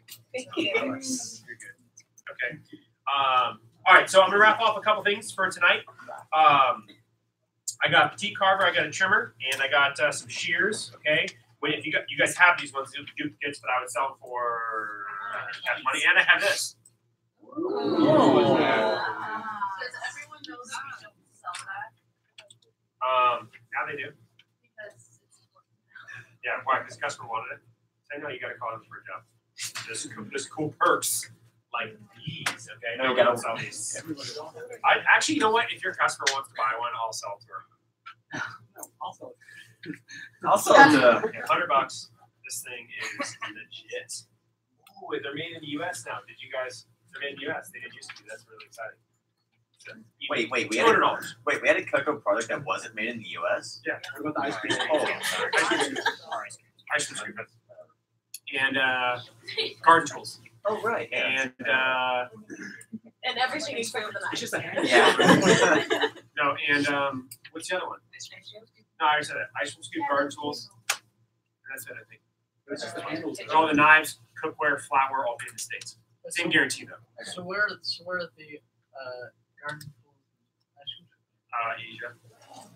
Somewhere on that continent. Yeah, somewhere there. I'm not sure where. I've never asked. Let's go with China. Let me blow my try. Okay, I digress. So I'm gonna wrap with this. Now, by the way, you always have the option for the shop, okay? Which is really it's makeable. Okay, it's really makeable. Fine, Shot prove it is to us. right here. It's an underhand thing, and if you make it, you get the K bar. Okay, if you miss, you get nothing. Prove it. Okay. Prove it. You make it. Yeah, I've made it. If I make it right now, you owe me $100. Oh, there it is! Oh, that reminds me too. If you guys want to make a bet with me on anything, I'm down. I'm so down for that. Okay. Here's how bets work. If you want to win something here, okay, a Gucci bag, whatever the case is, you can always make a bet with me anytime you guys want to. How a bet works is Alec goes, hey, Evan, I want that Gucci. And I go, I know. Let's set a target. He says, okay, if I sell X for the week, whatever that is, we'll make an agreement on it. If you hit it, then I'll buy you that prize, whatever the product is, anything like that, okay? If you miss it, though, it's not a contest. It's a what?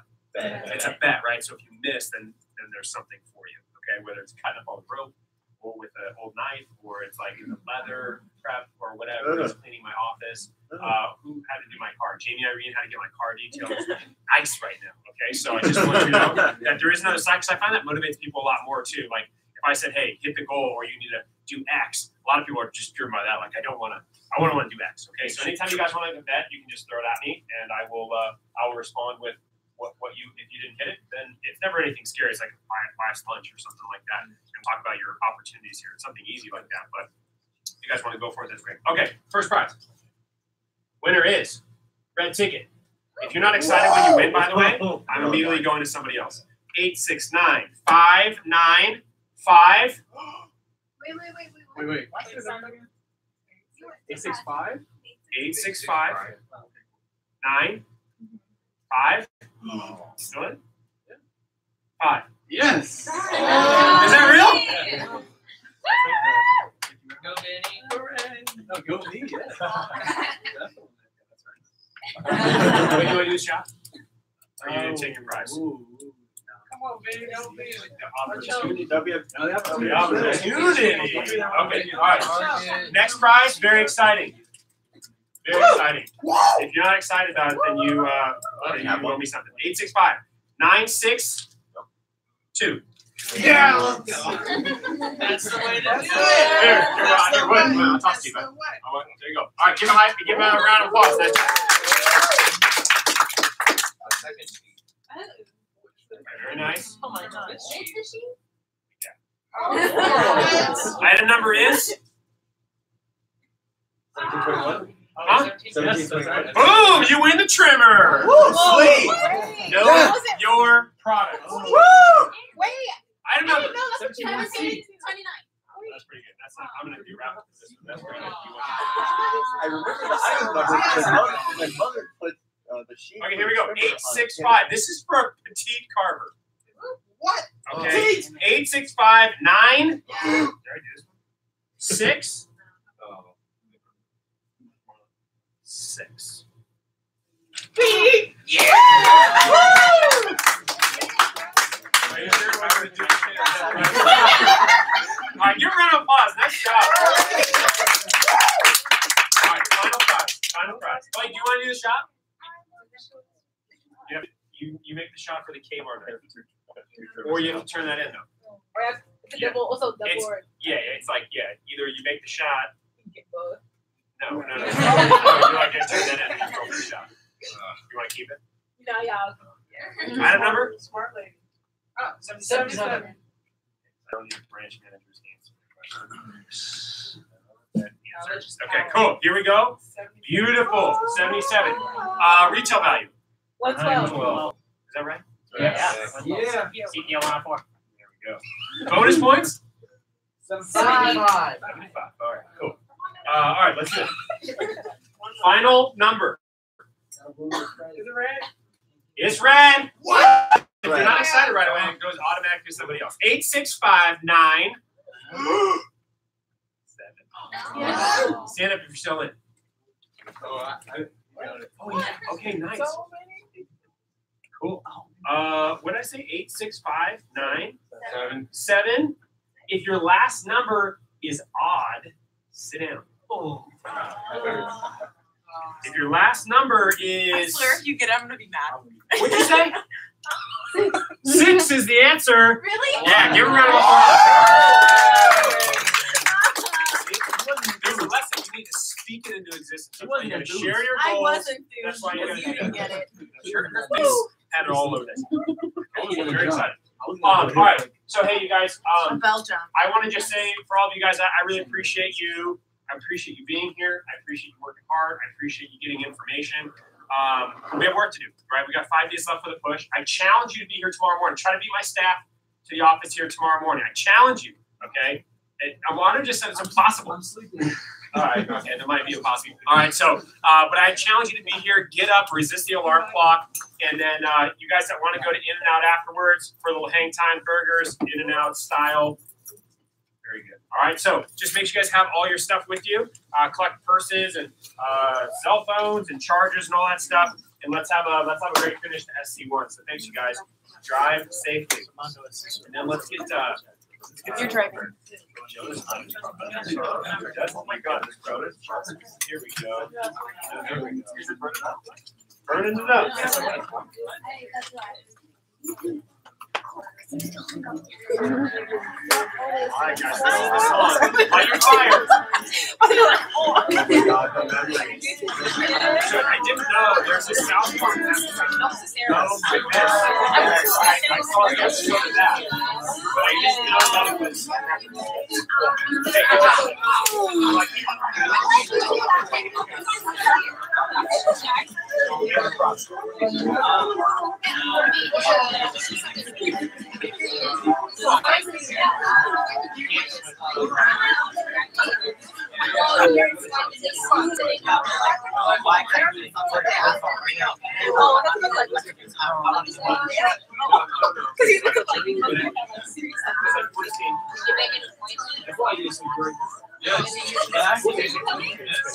We have to know. We have to know. We're coming back.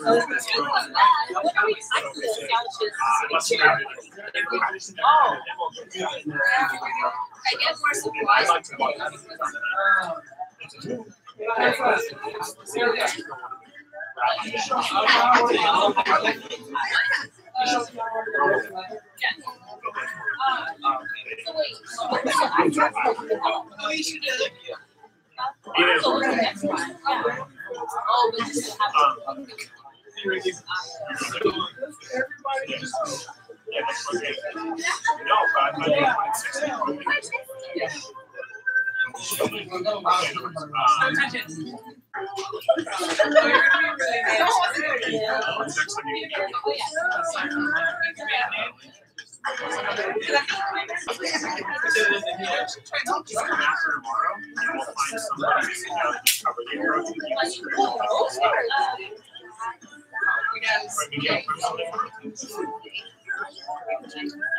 Not before your son.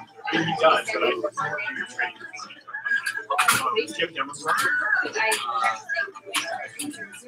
So why don't you come in on like a gap, or if you're going to come in after your 7:30 demo and things, because if you're like, you're going to get on the wall, Monday to Friday, you should be. Want to start on Monday? Yeah, so if you're going to do a demo, that's fine. Okay, then can you go hit the mute button on there? Just the, turn the mic on. Yeah. Okay, so when you come tomorrow, we can figure out the time, or I'll be ready.